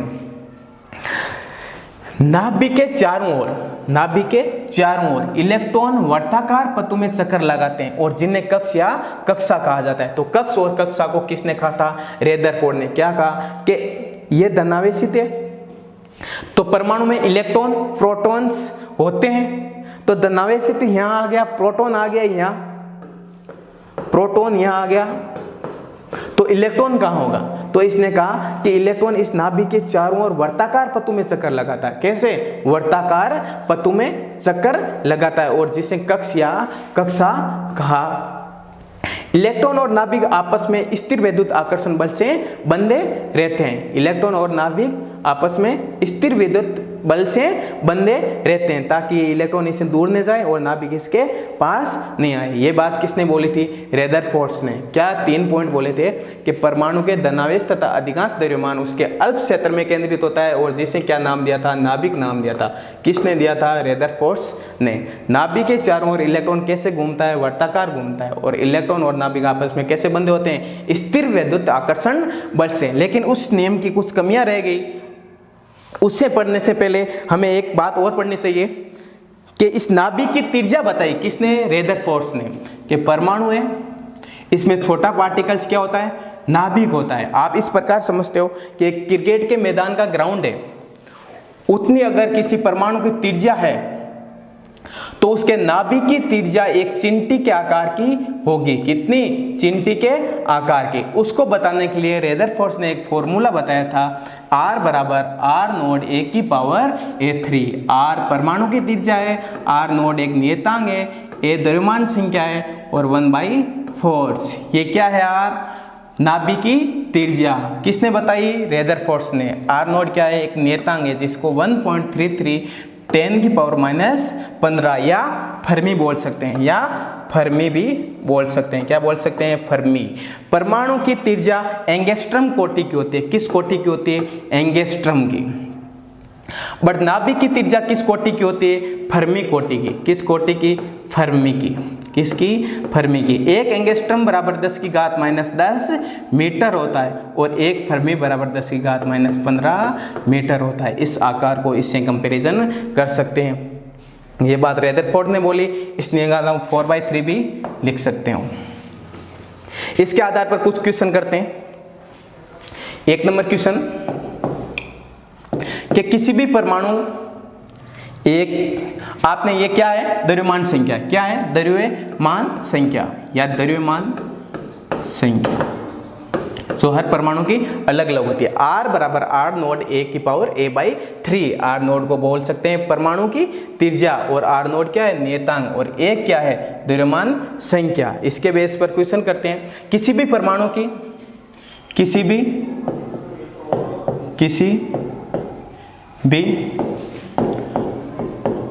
परमाणु का द्रव्यमान संख्या 125 है तो नाभिक की त्रिज्या बताओ। किसकी? नाभिक की। नाभिक की त्रिज्या बताओ। की त्रिज्या बताओ। तो नाभिक की त्रिज्या पूछते ही हमारे दिमाग में ये फॉर्मूला आना चाहिए। किसका? रदरफोर्ड का। क्या बताया उसने कि R बराबर R node A⁻1/3। R node एक नियतांक है, R नाभिक की त्रिज्या है और ये हमारे क्वेश्चन में दे रखा है और इससे हम R का मान निकाल सकते हैं। R नोड कितना लिखा? 1.33 मल्टीपल 10⁻⁻15। एक का मान कितना है? 125। इसकी पावर 1/3 और ये आंसर किस में आएगा? फर्मी में। किसकी त्रिज्या है? R नाभिक की त्रिज्या। नाभिक की त्रिज्या। ओके 1.33 गुणा 10⁻⁻15 1.25 125 किसका क्यूब होता है? 5 का क्यूब हम करेंगे तो कितना आएगा? 125। तो इसकी जगह क्या लिखेंगे? 5 और 5 की क्यूब 3 से क्यूब 3 कट जाएगा तो क्या बचेगा? 5 और आंसर क्या आ जाएगा? 133 10⁻⁻15 मल्टीप्लाई 5। ये किस में? मीटर। ओके इस प्रकार आपके क्वेश्चन पूछ लेंगे। इससे दूसरा क्वेश्चन ये बन सकता है कि एल्यूमिनियम परमाणु की नाभिकीय त्रिज्या बताओ। एल्यूमिनियम परमाणु कौन सा? एल्यूमिनियम। तो एल्यूमिनियम परमाणु दे दिया तो आपके परमाणु से हमें क्या बता सकते हैं? इसकी द्रव्यमान संख्या कितनी होती है? एल्यूमिनियम 13 नंबर पर आता है और इसकी द्रव्यमान संख्या होती है 27। तो इस एक की जगह क्या लिखेंगे? 27 और 27 किसका क्यूब होता है? 3 का। किसका? 3 का। 27 1/3 करने पर क्या आता है? 3 और इस फॉर्मूले में हम 3 लिखेंगे तो एल्यूमिनियम के नाभिक की त्रिज्या आ जाएगी 4/3 मल्टीप्लाई 10⁻⁻15 इंटू क्या आया यहाँ? 27 का क्यूब कितना होता है? 3 और ये 3 से 3 चल कट जाएगा और क्या आएगा? 4 × 10⁻⁻15 मीटर। किसकी त्रिज्या? इस प्रकार। अब हम पढ़ेंगे रदरफोर्ड के मॉडल्स की कुछ कमियां रह गई। उसने बताया कि परमाणु के अंदर नाभिक होता है, नाभिक में प्रोटॉन्स होते हैं और इलेक्ट्रॉन उसके चारों ओर चक्कर लगाते हैं और न्यूट्रॉन्स भी नाभिक में प्रेजेंट होता है। लेकिन उसकी कमियां रह गई। इसने नहीं बता सका मैक्सवेल का सिद्धांत। कौन? रदरफोर्ड। क्या नहीं बता सका? मैक्सवेल का सिद्धांत। ये मैक्सवेल का सिद्धांत क्या होता है? इसने कहा कि कोई भी परमाणु है उसके अंदर क्या है? नाभिक है और इलेक्ट्रॉन क्या करता है? उसके बाहर चक्कर लगाता है। रदरफोर्ड ने बोला कि ये इलेक्ट्रॉन चक्कर लगाता है तो ऊर्जा का उत्सर्जन करता है। मैक्सवेल का सिद्धांत कहता है कि इलेक्ट्रॉन अगर चक्कर लगाता है तो ऊर्जा का उत्सर्जन करता है और इसकी डायरेक्शन भी चेंज हो रही है और वेग भी चेंज हो रहा है। तो जिसका डायरेक्शन और वेग चेंज होगा तो उसमें क्या आ जाएगा? त्वरण आ जाएगा। तो त्वरित रूप से गति करती हुई कोई भी कण क्या करता है? ऊर्जा का उत्सर्जन करता है और ये ऊर्जा का उत्सर्जन करते करते लास्ट में इतनी ऊर्जा बहुत ही कम हो जाएगी और सर्पिलाकार पथ में गति करता हुआ कहां समा जाता है? नाभिक में समा जाता है।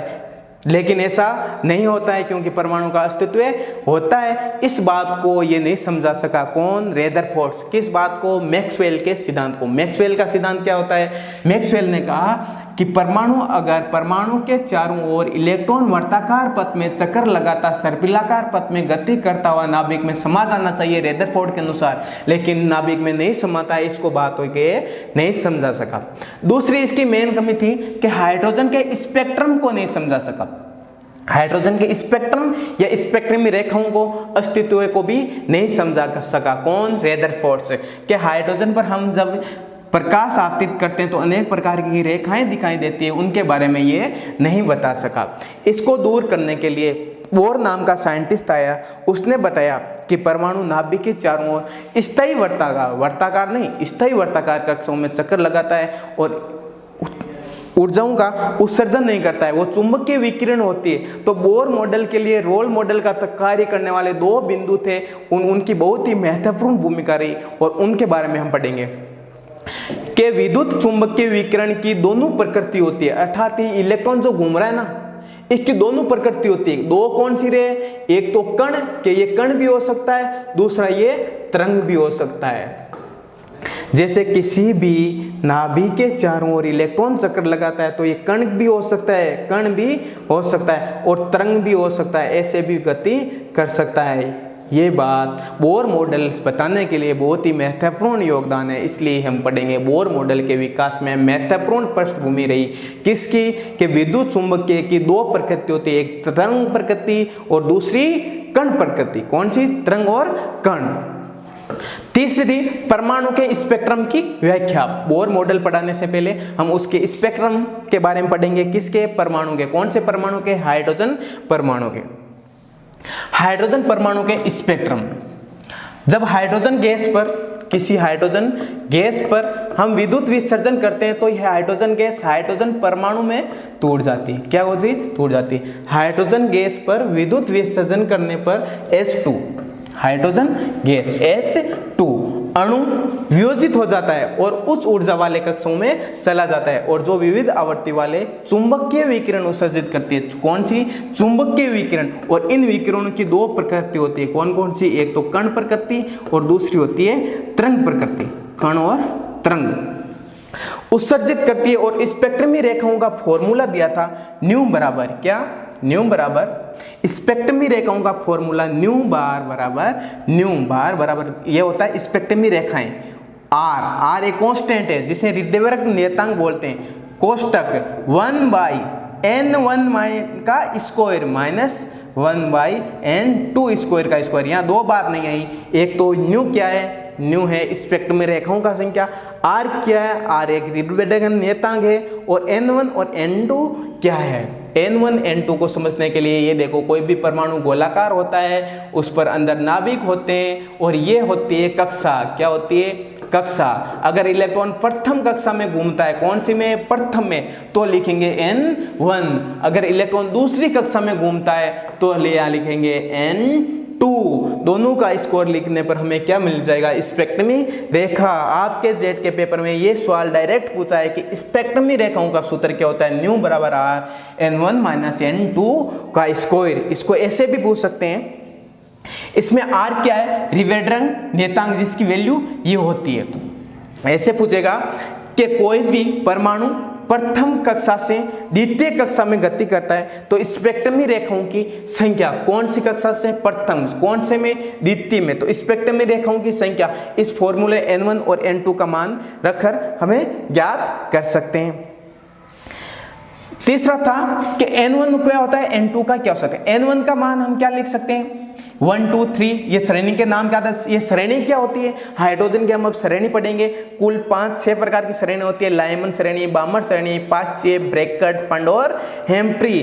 कैसे प्राप्त होती है, ये हाइड्रोजन पर जब हम विविध प्रकाश डालते हैं तो हमें रेखाएं प्राप्त होती है अलग अलग रंग की। क्यों प्राप्त होती है, क्योंकि प्रथम कक्षा, द्वितीय कक्षा, तृतीय कक्षा, चतुर्थ कक्षा में कोई भी परमाणु गति करता है तो इस कक्षा से इस कक्षा में आते हुए ऊर्जाओं का क्या करता है, उत्सर्जन करता है, और उस समय हमें ये रेखाएं दिखाई देती है, जो प्रथम रेखाएं होगी, और उनके क्या बोलेंगे, लाइमन श्रेणी। प्रथम कक्षा में जो प्राप्त होने वाली रेखाओं को क्या बोलेंगे, लाइमन श्रेणी। इस प्रकार द्वितीय में प्राप्त होने वाली बामर श्रेणी, तृतीय कक्षा में प्राप्त होने पांचवीं, चतुर्थ ब्रैकेट फंड और हेम्प्री।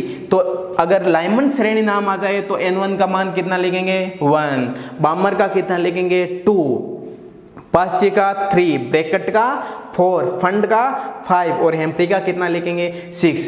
n1 का मान तो हम श्रेणी के आधार पर लिख सकते हैं, लेकिन n2 का मान कैसे लिखेंगे, तो n2 का आपको श्रेणी की रेखा के आधार पर पर्सन ऐसा आएगा, लाइमन श्रेणी की, लाइमन श्रेणी, कौन सी श्रेणी, लाइमन श्रेणी की प्रथम रेखा, कौन सी रेखा, प्रथम रेखा, प्रथम रेखा, रेखा कौन सी ली, प्रथम, श्रेणी कौन सी ली, लाइमन। तो n1 में क्या जोड़ देंगे, n1 क्या है, लाइमन, लाइमन का वैल्यू कितने होते हैं 1, रेखा कौन सी बोली 1, तो n2 का मान क्या हो जाएगा 2, किसका मान हो जाएगा ये n2 का। तो इस फॉर्मूले में हम n2 बराबर 2 का स्क्वायर और n1 बराबर 1 का कर लेंगे। इसी प्रकार अगर हमें बामर श्रेणी बोलता है तो n1 का मान कितना लेंगे 2, और बामर श्रेणी की द्वितीय रेखा बोलता है, कौन सी, बामर श्रेणी की द्वितीय रेखा, कौन सी श्रेणी, बामर श्रेणी, रेखा कौन सी, द्वितीय, द्वितीय। तो श्रेणी में n1 में क्या जोड़ना है, रेखा, कितना 2, n1 का मान कितना है, बामर के लिए 2 और 2 जोड़ देंगे तो n2 का मान कितना आ जाएगा 4, तो n2 का मान 4 लेके इसका हमें सोल्व कर सकते हैं। इसके क्वेश्चन आपके आगे क्वेश्चन शीट्स में देंगे। उसके बाद में आता है कि लाइमन श्रेणी में आने वाली रेखाएं क्या होती है, वो कौन से क्षेत्र में आती है। आपने पढ़ा होगा पैराबैंगनी, अवरक्त, दृश्य, ये क्षेत्र होते हैं रेडियो, उनमें से कौन से क्षेत्र में आती है। लाइमन श्रेणी की रेखाएं वो पैराबैंगनी क्षेत्र में आती है, कौन से क्षेत्र में, पैराबैंगनी क्षेत्र में। कौन सी रेखाएं, लाइमन श्रेणी। बामर श्रेणी की दृश्य क्षेत्र में आती है, और दृश्य क्षेत्र में हमें VIBGYOR ये कलर दिखाई देते हैं, कौन से क्षेत्र में, दृश्य क्षेत्र में।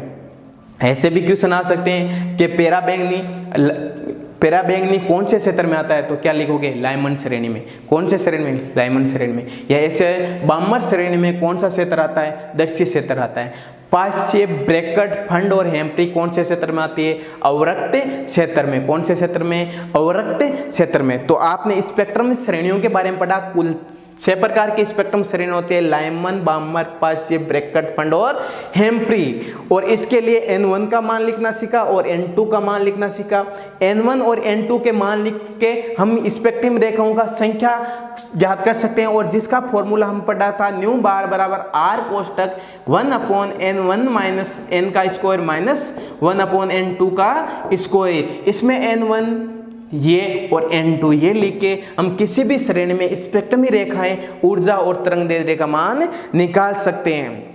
ओके, अब हमें पढ़ेंगे, एक क्वेश्चन ये बना था स्पेक्ट्रमी क्षेत्र कि कौन सी श्रेणी में कौन सा स्पेक्ट्रमी क्षेत्र है। ये बहुत ही इंपॉर्टेंट है। लाइमन श्रेणी में पैराबैंगनी क्षेत्र, बामर श्रेणी में दृश्य क्षेत्र, पांचवी श्रेणी में अवरक्त क्षेत्र, ब्रैकेट श्रेणी में अवरक्त, और फंड में भी अवरक्त, और हेम्प्री में भी अवरक्त क्षेत्र आता है। मोस्ट इंपोर्टेंट क्वेश्चन जो जेट्स में पूछा गया कि लाइमन श्रेणी में कौन सा क्षेत्र आता है।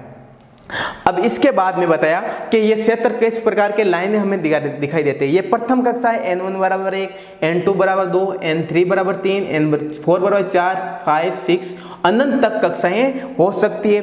अगर दूसरी कक्षा से प्रथम कक्षा में कोई आता है तो ये एक स्पेक्ट्रमी रेखाएं प्राप्त होगी, दूसरी से 3, तीसरी, चौथी, तो लाइमन श्रेणी में कितनी रेखाएं प्राप्त हो सकती है, अनंत रेखाएं प्राप्त हो सकती है। इसके आधार पर हम n1 का मान 1 लेंगे और n2 2, 3, 4, 5, 6 हो सकते हैं। ये लिखा हमने, n1 1 और n2 2, 3, 4, 5 हो सकता है। इसमें ऐसे बोल सकता है लाइमन श्रेणी की में द्वितीय कक्षा से कोई भी इलेक्ट्रॉन आता है, तृतीय कक्षा से कोई इलेक्ट्रॉन आता है, चतुर्थ कक्षा है तो n2 का मान कितना 2, 3 और 4 लिख सकते हैं। इसी प्रकार बामर में हम n1 बराबर कितना लिखेंगे 2, पांचवे में n1 बराबर कितना लिखेंगे 3, ब्रैकेट में n1 बराबर कितना लिखेंगे 4, फंड में n बराबर 5। इस प्रकार ब्रैकेट, फंड, हेम्प्री और श्रेणियां पढ़ी थी, लाइमन, बामर, पांचवे, ब्रैकेट, फंड और हेम्प्री।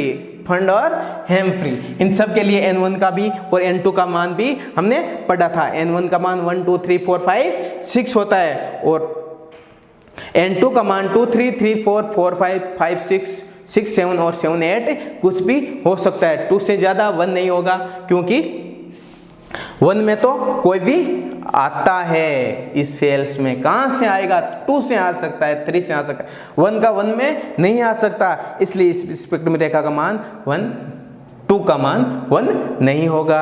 यह आपको बहुत महत्वपूर्ण प्रश्न है। लाइमन श्रेणी, बामर श्रेणी, पाश्चे श्रेणी, ब्रैकेट लाइमन बामर पाश्चे ब्रैकेट श्रेणी, फंड और हेम्फ्री। N1 का मान 1 2 3 4, इसके लिए 5 और उसके लिए 6। इसके बाद में अब हम पढ़ेंगे बोर मॉडल। तो बोर मॉडल के इंपॉर्टेंट पृष्ठभूमि कौन निभा रहा था? एक तो विद्युत चुंबकीय विकिरण की दैत्य प्रकृति कौन सी? एक कण प्रकृति और एक तरंग प्रकृति। दूसरा परमाणु का स्पेक्ट्रम, परमाणु का स्पेक्ट्रम। इनकी खोज होने के आधार पर बोर ने एक मॉडल प्रस्तुत किया कि हाइड्रोजन परमाणु में ओनली फॉर किस में? हाइड्रोजन। किसका यूज किया था बोर ने? हाइड्रोजन। परमाणु में इलेक्ट्रॉन नाभिक के चारों ओर, नाभिक के चारों ओर। रेदरफोर्ड ने कहा कि परमाणु नाभिक के चारों ओर चक्कर लगाता है, लेकिन उसने निश्चित शब्द प्रयोग नहीं किया था। निश्चित त्रिज्या और निश्चित ऊर्जा वाले वर्ताकार पथों में चक्कर लगाता है और जिन्हें कक्ष, कक्षा या अनुबंध ऊर्जा स्तर कह सकते हैं, सेल। ओके, किसने कहा? बोर ने। क्या कहा? कि हाइड्रोजन परमाणु के नाभिक के चारों ओर इलेक्ट्रॉन चक्कर लगाता है, उन्हें वर्ताकार पथ, कक्षा, कक्ष या अनुमत ऊर्जा स्तर बोल सकते हैं। बोर ने इन कक्षा, कक्ष को, ऊर्जा को एक नाम दिया था और उसे KLM बोल सकते हैं। जैसे ये क्या है? नाभिक है। नाभिक में क्या प्रेजेंट है? प्रोटॉन प्लस न्यूट्रॉन, और इलेक्ट्रॉन कहाँ करता है? इसके बाद चारों ओर क्या करता है? चक्कर लगाता है। ये कौन सी कक्षा है? प्रथम कक्षा। तो N1 कितना हो गया? N बराबर 1। ये कौन सी कक्षा है? द्वितीय कक्षा। तो N बराबर क्या लिख सकते हैं? 2। ये कौन सी है? 3। तो N बराबर कितने लिखेंगे? 3। और इसको बोर ने नाम दे दिया कि प्रथम सेल का नाम K, द्वितीय का L, तृतीय का M, ऐसे आगे N O P Q हम लिख सकते हैं। क्या लिखा? ये सेल का नाम। ये क्या है? सेल है। कहाँ पे होती है? नाभिक के चारों ओर। क्या होती है? वर्ताकार कक्षा, निश्चित वर्ताकार। किसने कहा? बोर ने कहा। इसने टोटल अपने मॉडल में 3 पॉइंट्स दिए थे, महत्वपूर्ण इंपॉर्टेंस बिंदु है। पहला है कि हाइड्रोजन परमाणु के चारों ओर, हाइड्रोजन परमाणु के चारों ओर इलेक्ट्रॉन वर्ताकार निश्चित पथ में चक्कर लगाता है, जिसकी त्रिज्या क्या होती है? निश्चित होती है, निश्चित होती है। और इन्हें कक्षा, कक्ष या अनुवत ऊर्जा स्तर बोल सकते हैं, और जिसका उसने नाम ही दिया था KL और M।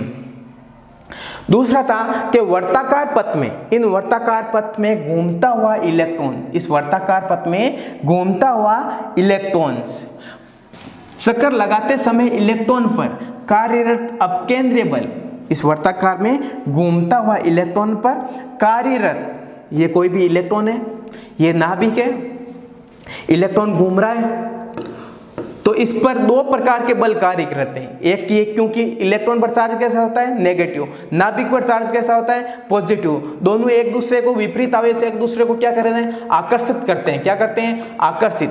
तो आकर्षण करेगा, और ये लगने वाला बल को हम स्थिर वैद्युत बल या अभिकेंद्रीय बल, नाभिक के ओर लगने वाला बल को क्या बोलते हैं? अभिकेंद्रीय बल। कौन सा बल? अभिकेंद्रीय। अभियान अंदर, केंद्र की ओर। और बाहर की ओर, नाभिक बाहर की ओर लगने वाले बल को क्या बोलते हैं? अपकेंद्रीय बल। कौन सा बल? अपकेंद्रीय बल।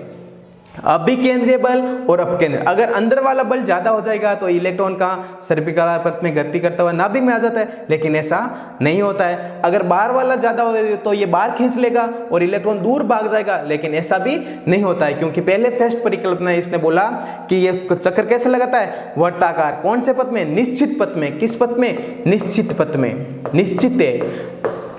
तो ये अभिकेंद्रीय बल और अपकेंद्रीय बल आपस में क्या होते हैं, बराबर होते हैं। ये बात किसने बोली, बोर ने। क्या बोली कि नाभिक के चारों ओर चक्कर लगाते हुए इलेक्ट्रॉन पर कार्यरत अभिकेंद्रीय बल और अपकेंद्रीय बल आपस में क्या होते हैं बच्चों, बराबर होते हैं। अपकेंद्रीय बल और अभिकेंद्रीय बल आपस में क्या बोल होते हैं, बराबर होते हैं। अभिकेंद्रीय नाभिक की ओर लगने वाला, अपकेंद्रीय नाभिक से बाहर लगने वाला। तो नाभिक के बाहर लगता है उस बल को हम बोलते हैं mv²/r, और नाभिक के अंदर लग रहा है क्योंकि ये धनावेश और ऋणावेश है, दोनों के बीच में लगने वाले बल को स्थिर वैद्युत बल बोलते हैं। आपने फिजिक्स में पढ़ोगे कौन सा बल, स्थिर वैद्युत बल, जिसे कूलाम फोर्स भी बोल सकते हैं, कूलाम फोर्स या कूलाम का नियम। इसने कहा कि ये बल क्या होता है, दोनों आवेशों के गुणनफल और बीच की त्रिज्या के क्या होता है, समानुपाती। ये माना कि त्रिज्या है इसकी r, इनके क्या होता है, समानुपाती। क्या फोर्स कौन सा, अभिकेंद्रीय, दोनों आवेशों के गुणनफल। तो आवेश एक तो हो गया इलेक्ट्रॉन का और एक नाभिक का, नाभिक का आवेश और इलेक्ट्रॉन आवेश के गुणनफल और उसकी त्रिज्या के स्क्वायर के समानुपाती होता है, और इसको क्या बोलते हैं, स्थिर वैद्युत बल या कूलाम बल। ये समानुपाती का चिन्ह हटेगा तो एक नियतांक लगेगा और उसका नाम है के। क्या नाम है, के। ई, और ई को हम ई स्क्वायर भी लिख सकते हैं r²। इस के की वैल्यू 9 × 10⁻9 मीटर भी लिख सकते हैं, या 1/4πε0 भी लिख सकते हैं। MKS में आप पढ़ोगे, MKS CGS ये पद्धतियां होती है। MKS मास किलोग्राम्स और सेकेंड्स, और मीटर किलोग्राम और सेकंड में अगर हम किसी चीज को मापते हैं तो उस पद्धति का नाम है MKS, और सेंटीमीटर और ग्राम और सेकंड में मापते हैं CGS बोलते हैं उसको। तो CGS में इस के की मान कितना होता है, 1। तो इस प्रकार ये फॉर्मूला आ जाएगा mv² अपकेंद्रीय बल और kz² अभिकेंद्रीय बल। इसमें से r से r कट जाएगा और सूत्र क्या आ जाएगा, mv² = kze²/r। ये क्या है, बोर की फर्स्ट परिकल्पना। तो बोर की फर्स्ट परिकल्पना थी कि वर्ताकार पथ में चक्कर लगाते समय इलेक्ट्रॉन पर कार्यरत अभिकेंद्रीय बल और अपकेंद्रीय बल आपस में क्या होते हैं, बराबर होते हैं। इनको बराबर करने पर हमें ये फॉर्मूला प्राप्त होता है। दूसरी बात इसने बोली कि इलेक्ट्रॉन उन्हीं वर्ताकार कक्षा में चक्कर लगाता है, किसमें, उन्हीं वर्ताकार पक्ष में चक्कर लगाता है जिसका कोणीय स्विंग J बराबर कितना हो, h/2π का क्या हो, पूर्ण गुणज हो। क्या हो, पूर्ण गुणज हो। इस चक्कर में इलेक्ट्रॉन जब चक्कर लगाता है इस कक्षा में तो उसका कोणीय स्विंग कितना होता है बच्चों, h/2π का पूर्ण गुणज होता है। अगर प्रथम कक्षा में चक्कर लगाता है तो h/2π, द्वितीय कक्षा में लगाता है तो 2h/2π, तृतीय कक्षा में चक्कर लगाता है तो कितना होता है कोणीय स्विंग, 3h/2π। इस प्रकार लिख सकते हैं। कोणीय स्विंग J बराबर nh/2π, और J की जगह हम लिख सकते हैं mvr। कोणीय स्विंग, n क्या है, कोस की संख्या, h क्या, एक नियतांक है, क्या है, नियतांक अपॉन 2π, और पाई भी एक गणितीय नियतांक है। इसके अकॉर्डिंग हम किसी भी कोस में गति करते हुए उसका कोणीय स्विंग बता सकते हैं। और एक बात यह है कि कोणीय स्विंग, एक क्वेश्चन एक बार आया था कि हाइड्रोजन के द्वितीय कक्षा में कोणीय स्विंग J है, तो हीलियम की द्वितीय कक्षा में कोणीय स्विंग कितना होगा, हाइड्रोजन की कौन सी कक्षा, दूसरी कक्षा, तो n का मान कितना लिया, 2। हीलियम की भी कौन सी कक्षा बोल रहा है, दूसरी कक्षा, तो n का मान कितना लिया, 2। चेंज क्या कर रहा है, एटम कर रहा है, एटम अर्थात परमाणु क्रमांक चेंज कर रहा है, तो उसके कोणीय स्विंग में कितना होगा, तो कोणीय स्विंग J ही होगा, आंसर था J। क्योंकि कोणीय स्विंग ओनली फॉर किस पर निर्भर करता है, कक्षा में, इस कक्षा में चक्कर लगा रहा है उस पर ही निर्भर करता है, न कि किसी परमाणु पर या एटम पर। कौन निर्भर नहीं करता है, कोणीय स्विंग। तो हाइड्रोजन के प्रथम कक्षा या हाइड्रोजन की द्वितीय कक्षा और हीलियम की द्वितीय कक्षा में कोणीय स्विंग दोनों क्या होंगे, समान होंगे। और ये कोणीय स्विंग का फॉर्मूला होता है mvr = nh/2π। तीसरी परिकल्पना थी कि एक कोश में, जैसे ये प्रथम कोश है, ये नाभिक है, ये द्वितीय कोश है, तो एक कोश में इसने किसने बोला, बोर ने, कि इस कोष में घूमते हुए इलेक्ट्रॉन न तो ऊर्जा का उत्सर्जन करता है और न ही ऊर्जा का अवशोषण करता है। अर्थात जब एक ही जगह कोई भी इलेक्ट्रॉन घूमता है तो उसको न तो ऊर्जा की जरूरत पड़ती है और न ही ऊर्जा की ज़्यादा होती है।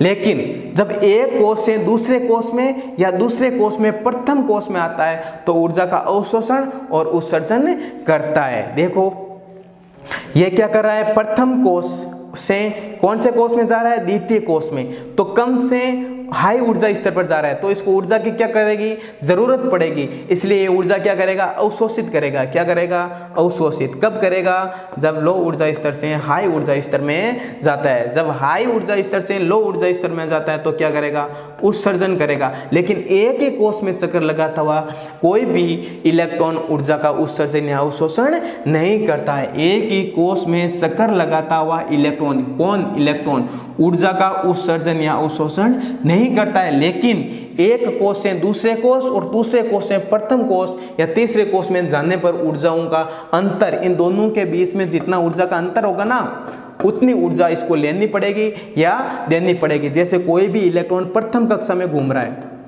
और कोई इलेक्ट्रॉन इस दूसरी कक्षा में जाना पड़ता है, तो यहाँ से यहाँ जाने के लिए माना कि 100 जूल उसे ऊर्जा चाहिए, तो उसके पास 100 जूल ऊर्जा होगी तो ही ये उस ऊर्जा में दूसरे ऊर्जा स्तर में जा पाएगा। इससे कम होने पर ये नहीं जा पाएगा। ये बात किसने बोली थी, बोर ने।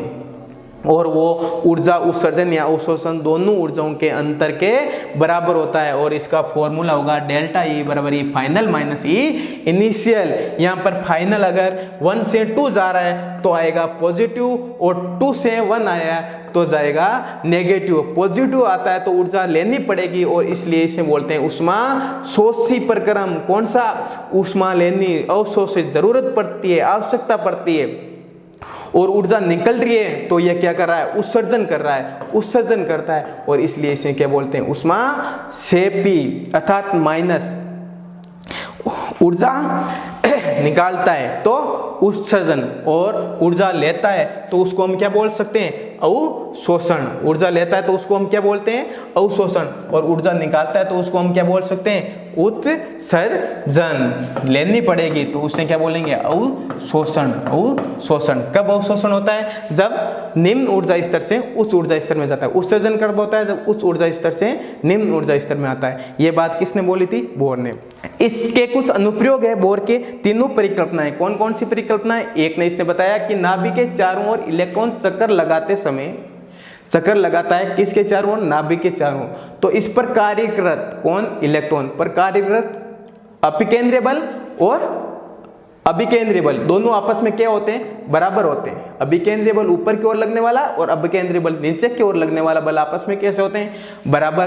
दूसरे इसने बताया कि इस चक्कर में चक्कर लगाते समय किसी भी इलेक्ट्रॉन का कोणीय स्वयं ns/2 पाई का क्या होता है, पूर्ण गुणज होता है। तीसरा इसने बताया कि एक ऊर्जा स्तर से दूसरे ऊर्जा स्तर में जाते समय इलेक्ट्रॉन ऊर्जा का उत्सर्जन या अवशोषण करता है। इनके आधार पर इसके कुछ अनुप्रयोग है। क्या अनुप्रयोग है, किसी भी परमाणु में किसी बोर कक्षा की त्रिज्या बता सकते हैं, या इलेक्ट्रॉन चक्कर लगाता है उसका वेग बता सकते हैं और इसकी दोनों की ऊर्जाओं का जो अंतर है वो भी बता सकते हैं। तो फर्स्ट परिकल्पना था किसी भी बोर कोष की त्रिज्या बताना। क्या, त्रिज्या बताना, r। इसका डायरेक्ट फॉर्मूला है r बराबर 0.00529 n स्क्वायर अपॉन z। ये n क्या है, कोष है। अगर प्रथम कोष में तो n की मान 1 है, द्वितीय कोष में है तो n का मान 2 लिखेंगे। z क्या है, किसी भी तत्व का परमाणु क्रमांक है। यूनिट क्या लिखेंगे, एंगस्ट्रम में। अगर हाइड्रोजन लेते हैं तो z का मान 1 लिखते हैं, हीलियम लेते हैं तो z का मान 2 लिखेंगे। n क्या है, कोष या कक्षा। दूसरी इसने परिकल्पना की कि इसमें जब इलेक्ट्रॉन चक्कर लगाता है तो उसका वेग क्या होगा। किसी भी बोर कक्ष में इलेक्ट्रॉन का वेग, उसका फॉर्मूला होता है v बराबर 2.128 इंटू 10 की power 6 metre z upon n। z क्या है, परमाणु क्रमांक, और n क्या है, कोष। मीटर पर सेकंड में लिख सकते हैं। इस पर अब इक्वेशन सोल्व करेंगे। देखो नंबर 1 क्वेश्चन कि हाइड्रोजन परमाणु, कौन सा परमाणु? हाइड्रोजन परमाणु के प्रथम कोश की, कौन से कोश की? प्रथम कोश की त्रिज्या बताओ। क्या बताओ? त्रिज्या। कोश कौन सा लिया? प्रथम, तो n का मान कितना हो गया? 1। परमाणु कौन सा लिया? हाइड्रोजन, तो z का मान कितना होगा? 1।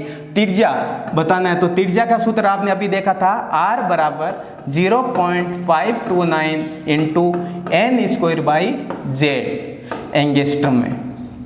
सेम वैल्यू लिखेंगे 0.529, n की वैल्यू कितनी है? 1। कितनी है? 1। z की वैल्यू कितनी है? 1। उत्तर क्या आ जाएगा? एंगस्ट्रम में। ओके। दूसरा इसमें क्वेश्चन बन सकता है कि हाइड्रोजन के प्रथम कोश, हाइड्रोजन परमाणु के प्रथम कोश, कौन से कोश? प्रथम कोश और द्वितीय कोश, द्वितीय कोश की त्रिज्याओं का अनुपात लिखो। त्रिज्याओं का अनुपात लिखो, अनुपात लिखो। परमाणु same he hydrogen, but change क्या है? एक बार प्रथम कोश है, एक बार द्वितीय कोश है। तो त्रिज्या का फॉर्मूला R1 लिखेंगे 0.0529 इंटू n स्क्वायर। तो पहले में n स्क्वायर 1 का स्क्वायर अपॉन परमाणु, z समान है एंगस्ट्रम। R2 क्या लिखोगे? बराबर 0.0529 n स्क्वायर, तो n की जगह क्या लिखेंगे? द्वितीय, तो क्या लिखेंगे? 2, और 2 का स्क्वायर कितना होता है? 4 होता है। और z की जगह क्या लिखेंगे? 1 एंगस्ट्रम। क्या होगा? इससे ये कट जाएगा और ये 4 क्या हो जाएगा? ऊपर चला जाएगा। और सूत्र क्या बन जाएगा? R1 R2 बराबर n स्क्वायर, 1 का स्क्वायर अपॉन z की वैल्यू 1 इंटू n स्क्वायर, 2 का स्क्वायर इंटू z की वैल्यू 1। दोनों में परमाणु कौन सा है? हाइड्रोजन परमाणु है। और कोश कौन सा है? एक बार प्रथम कोश है, एक बार द्वितीय कोश है। तो इससे ये करने पर क्या आएगा? R1 R2 बराबर 1/4। ये दो टाइप के क्वेश्चन है, दोनों टाइप के क्वेश्चन आपके एग्जाम के पेपर में पूछे हुए हैं। क्या कि किसी भी परमाणु के कोश की त्रिज्या बताना है तो आप N1 और Z का यूज करके उसकी त्रिज्या बता सकते हो। इसके आगे डेरिवेशन बताया था कि बोर कोश के इलेक्ट्रॉन की ऊर्जा क्या होती है। किसी भी बोर कोश में इलेक्ट्रॉन की ऊर्जा, कौन सी सेल में वो चक्कर लगाता है उसकी ऊर्जा क्या होगी, इसके बारे में बोर ने एक डेरिवेशन दी थी कि इलेक्ट्रॉन अगर प्रथम कोश में चक्कर लगाता है, द्वितीय कोश में चक्कर लगाता है तो उसकी ऊर्जा क्या होगी? अलग अलग होगी। और ऊर्जा किन का योग होता है? काइनेटिक एनर्जी, गतिज ऊर्जा। कौन सी? गति के कारण इसका, क्योंकि इलेक्ट्रॉन किसी भी कोश के बारे चारों ओर क्या करता है? चक्कर लगाता है, तो वो गति करता है। तो गति के कारण जो ऊर्जा होती है उसे गतिज ऊर्जा बोलते हैं। और स्थिति के कारण जो ऊर्जा होती है उसे कौन सी ऊर्जा बोलते हैं? स्थितिज ऊर्जा। और दोनों का योग होगा उसे हम क्या बोलते हैं? Total energy. कौन सी एनर्जी? Total energy. गतिज और स्थितिज ऊर्जा का यूज करके हम टोटल एनर्जी निकाल सकते हैं। गतिज ऊर्जा का फॉर्मूला होता है 1/2mv स्क्वायर, 1/2mv स्क्वायर। लेकिन बोर की प्रथम परिकल्पना के अकॉर्डिंग हमने पढ़ा था कि अभिकेंद्रीय बल अपकेंद्रीय बल के क्या होता है? बराबर होता है। अभिकेंद्रीय बल अपकेंद्रीय बल के बराबर होता है। इससे हम mv स्क्वायर अपॉन r निकाल सकते हैं इसके बराबर। ओके। और इसमें 1/2 से मल्टीप्लाई करेंगे तो ये क्या बन गई? गतिज ऊर्जा। और इसको ये लिखा कि इसको 1/4 से मल्टीप्लाई करेंगे तो 1/2 kz E square upon r। ये किसका फॉर्मूला है? काइनेटिक एनर्जी का। और पोटेंशियल एनर्जी का आप जानते हो -1/kz स्क्वायर। अब हम बढ़ेंगे बोर मॉडल की कुछ कमियां। इस मॉडल की मेन कमी थी कि ये ओनली फॉर जो एक इलेक्ट्रॉन रखता है उसी स्पीसीज पर लागू होता है। वो स्पीसीज जो एक इलेक्ट्रॉन रखती है, अर्थात जैसे हाइड्रोजन है, इसके पास एक ही इलेक्ट्रॉन है। हीलियम है, इस पर +1 लगा दिया तो इसके पास कितना है? एक ही इलेक्ट्रॉन है। ये इसकी मेन कमी थी। कौन से मॉडल की? बोर मॉडल की। दूसरी कमी थी कि हाइड्रोजन किसी भी परमाणु के जो स्पेक्ट्रमी रेखाएं मिलती है उसकी ये व्याख्या नहीं करता। तीसरी इसकी कमी थी, इसने जीमान और स्टार्क प्रभाव के बारे में नहीं बता पाया। जीमान और स्टार्क प्रभाव के बारे में कौन नहीं बता सका? बोर। क्या नहीं बता सका? कि जीमान प्रभाव क्या होता है और स्टार्क प्रभाव क्या होता है। ये क्या होते हैं? जब हम किसी भी परमाणु पर चुंबकीय क्षेत्र में रखते हैं, कौन से चुंबकीय क्षेत्र में, और कौन से चुंबकीय क्षेत्र में रखते हैं, तो स्पेक्ट्रम में रेखाएं मिलती हैं हमें, तो उनके कौन सा प्रभाव बोलते हैं, जीमान प्रभाव। और जब हम उसे विद्युत क्षेत्र में रखते हैं, कौन से क्षेत्र में, विद्युत क्षेत्र में, तो जो हमें रेखाएं मिलती है उसे हम क्या बोलते हैं, स्टार्क प्रभाव। तो जीमान और स्टार्क प्रभाव के बारे में ये नहीं बता सका बोर मॉडल, और स्पेक्ट्रम में प्राप्त रेखाओं के बारे में भी नहीं बता सका, और एकल स्पीशीज के बारे में भी नहीं लागू होता है। ये मॉडल ओनली फॉर एकल स्पीशीज पर ही लागू होता है। इसके बाद में बोर मॉडल के बाद में सोमरफेल्ड ने अपना मॉडल दिया। उसने इसकी एक कमी को दूर किया। इसने बताया एक कोष में भिन्न ऊर्जा वाले, अलग अलग ऊर्जा वाले एक से अधिक क्या होते हैं, उपकोष होते हैं। एक कोष में बोर ने बताया कि नाभिक है, नाभिक की चारों ओर इलेक्ट्रॉन चक्कर लगाता है, इलेक्ट्रॉन चक्कर लगाता है तो ये कोष है। अगर प्रथम कोष में चक्कर लगाता है तो n1 का मान 1 है, द्वितीय कोष में चक्कर लगाता है तो n2 का मान 2 है। तो एक कोष में अलग अलग ऊर्जा वाले एक से अधिक उपकोष होते हैं, उसकी वजह से हमें क्या मिलती है, स्पेक्ट्रमी रेखाएं। तो स्पेक्ट्रमी रेखाएं मिलती है, इसके बारे में किसने बता दिया था, सोमरफेल्ड ने। दूसरा इसने कहा कि ये जो इलेक्ट्रॉन किसी भी नाभिक के चारों ओर चक्कर लगाता है, ये वर्ताकार नहीं होती, दीर्घ वर्ताकार होती है। कैसी होती है, दीर्घ वर्ताकार।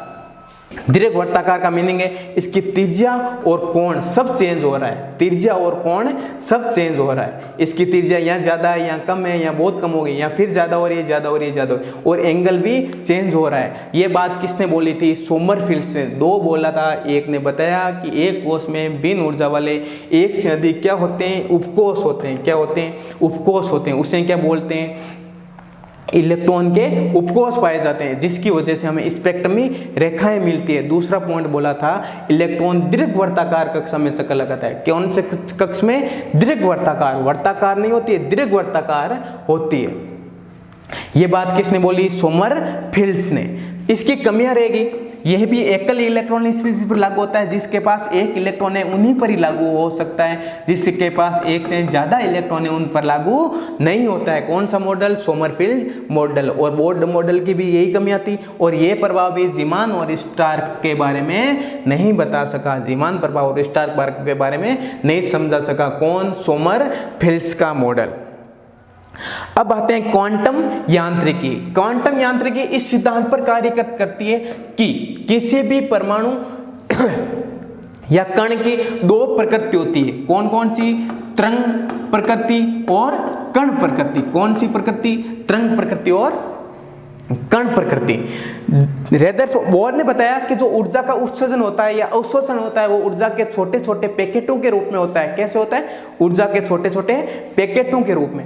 बट परमाणु के क्वांटम यांत्रिकी मॉडल भी इसी नियम पर आधारित है कि क्या, कि तरंग और कण दोनों प्रकृति होती है। इसमें से एक नंबर जो सिद्धांत दिया था वो दे ब्राउनली का द्वितीय प्रकृति, मीनिंग दो प्रकृति, कण और तरंग।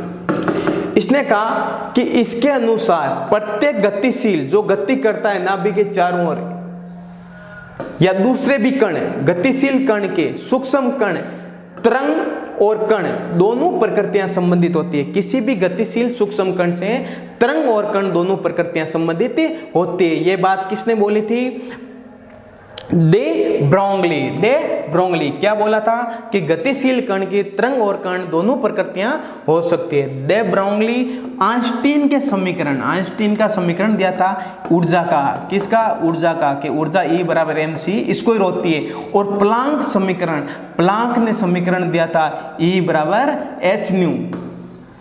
दोनों की सहायता से दैर्घ्य तरंग की तरंग दैर्घ्य ज्ञात की थी। किसकी, दैर्घ्य तरंग की। क्या की, तरंग दैर्घ्य ज्ञात किसने की, दे ब्रोंगली ने। और इनके यूज करके इसने बताया कि ये ऊर्जा और ये ऊर्जा आपस में क्या होती है, बराबर होती है। देखो ये बात किसने बोली, आइंस्टीन ने। किसने बोली, आइंस्टीन।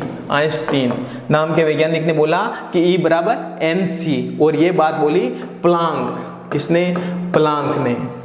दे ब्रोंगली ने क्या कहा, E बराबर एच न्यू होता है, E बराबर एच न्यू। और न्यू बराबर हमने पढ़ा वेग बाई लैम्डा, न्यू बराबर c बाई लैम्डा। तो न्यू की जगह सी बाई लेमडा लिखने पर सूत्र आ जाएगा E बराबर एस सी। और ये दोनों ऊर्जाएं आपस में कैसे होती है, दोनों फॉर्मूले को क्या कर दिया, बराबर कर दिया। किसने कर दिया, दे ब्रोंगली ने। तो एम आइंस्टीन ने बोला एम सी स्क्वायर और प्लांक ने बोला एम सी बाई लेमडा। तो सी से सी कट गया, तो लेमडा का फॉर्मूला क्या आ गया, H M C square H by ये एम सी इधर आ जाएगा एम सी। यही है दे ब्रोंगली का द्वितीय समीकरण।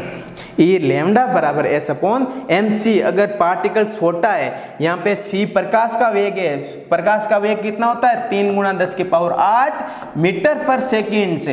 एच क्या है, प्लांक स्थिरांक है। एम क्या है, इलेक्ट्रॉन का द्रव्यमान है। अगर हम इलेक्ट्रॉन प्रोटॉन न्यूट्रॉन्स के लिए डिफाइन करते हैं तो ये क्या आ जाएगा, वेग आ जाएगा। और एम इंटू वी को क्या बोलते हैं, स्वेंग बोलते हैं। क्या बोलते हैं, स्वेंग। एक बार आपके जेट के पेपर में पूछा कि दे ब्रोंगली के अनुसार कौन सा फॉर्मूला सही होगा, और उसमें ऑप्शन था एच अपॉन पी। तो ये आंसर राइट था। इसके बाद में आया था दे ब्रोंगली ने कहा कि नाभिक के चारों ओर चक्कर काटने वाले इलेक्ट्रॉन का तरंग रूप और नाभिक के वर्ताकार कोश में प्रभावित होता है। कि नाभिक के चारों ओर जो इलेक्ट्रॉन है वो चक्कर लगाता है, तो इसका जो तरंग के रूप में जो गति करता है वो रूप इसमें प्रवाहित होता है। और इसने बोर ने भी ये सही बोला था कि इसका जो कोणीय स्वेग है वो इसके बराबर होता है। और इसको और बोर के मॉडल्स को और इनका दे ब्रोंगली मॉडल का यूज करके उसने बताया कि ये जो परिधि होती है वो कितनी होती है। बोर ने कहा जे बराबर NH अपॉन 2 होता है। किसी भी कक्षा में चक्कर लगाते समय इलेक्ट्रॉन का कोणीय स्वेग NH अपॉन 2 का क्या होता है, पूर्ण गुणज होता है। ये बात किसने बोली, बोर ने। किसने, बोर ने। उसी का यूज करके इसने बताया कि कोणीय स्वेग J बराबर mvr लिख दिया और अपना फॉर्मूला क्या लिखा, NH अपॉन 2 का यूज करके क्या निकाला। कैसे आया रे, ये 2 उधर जाता चला जाएगा 2 r और NH अपॉन क्या जाएगा mv। तो H अपॉन mv को हमने क्या बोला था, लेमडा। तो 2πr बराबर क्या आ जाएगा, n इंटू लेमडा। n क्या है, कोस है। लेमडा क्या है, इस तरंग का तरंग दैर्ध्य है। और 2πr किसे, इसकी परिधि है। और ये सिद्धांत किसने दिया था, दे ब्रोंगली सिद्धांत। अब हम पढ़ेंगे हाइजेन का अनिश्चितता का सिद्धांत। अर्थात हाइजेनबर्ग नाम का एक साइंटिस्ट आया था, उसने बताया कि गतिशील कोई भी जो गति कर रहा है सूक्ष्म कण, उसकी हम स्थिति और उसके स्वेग mv और स्थिति स्वेग डेल्टा p या mv और स्थिति डेल्टा x के बारे में एक साथ एक ही समय में अध्ययन नहीं कर सकते। कि किसी भी गतिशील सूक्ष्म कण की स्थिति और स्वेग एक साथ एक ही समय में हम नहीं बता सकते। उसको किसने बोला ये बात, हाइजेनबर्ग ने। इसलिए इस सिद्धांत को बोल दिया हाइजेनबर्ग का अनिश्चितता सिद्धांत। और इसने एक फॉर्मूला बनाया दिया कि डेल्टा x स्थिति में अनिश्चितता गुणा डेल्टा p स्वेग में अनिश्चितता ज्यादा या बराबर हो सकती है h अपॉन 4 के। ये बात किसने बोली, हाइजेनबर्ग ने। क्या डेल्टा x डेल्टा p ज्यादा या बराबर हो सकता है किसके, h अपॉन 4 के। डेल्टा x होता है स्थिति में अनिश्चितता, डेल्टा p होता है स्वेग में अनिश्चितता। अगर हम इसकी जगह m इंटू v भी लिख सकते हैं। m द्रव्यमान है और v वेग में अनिश्चितता है।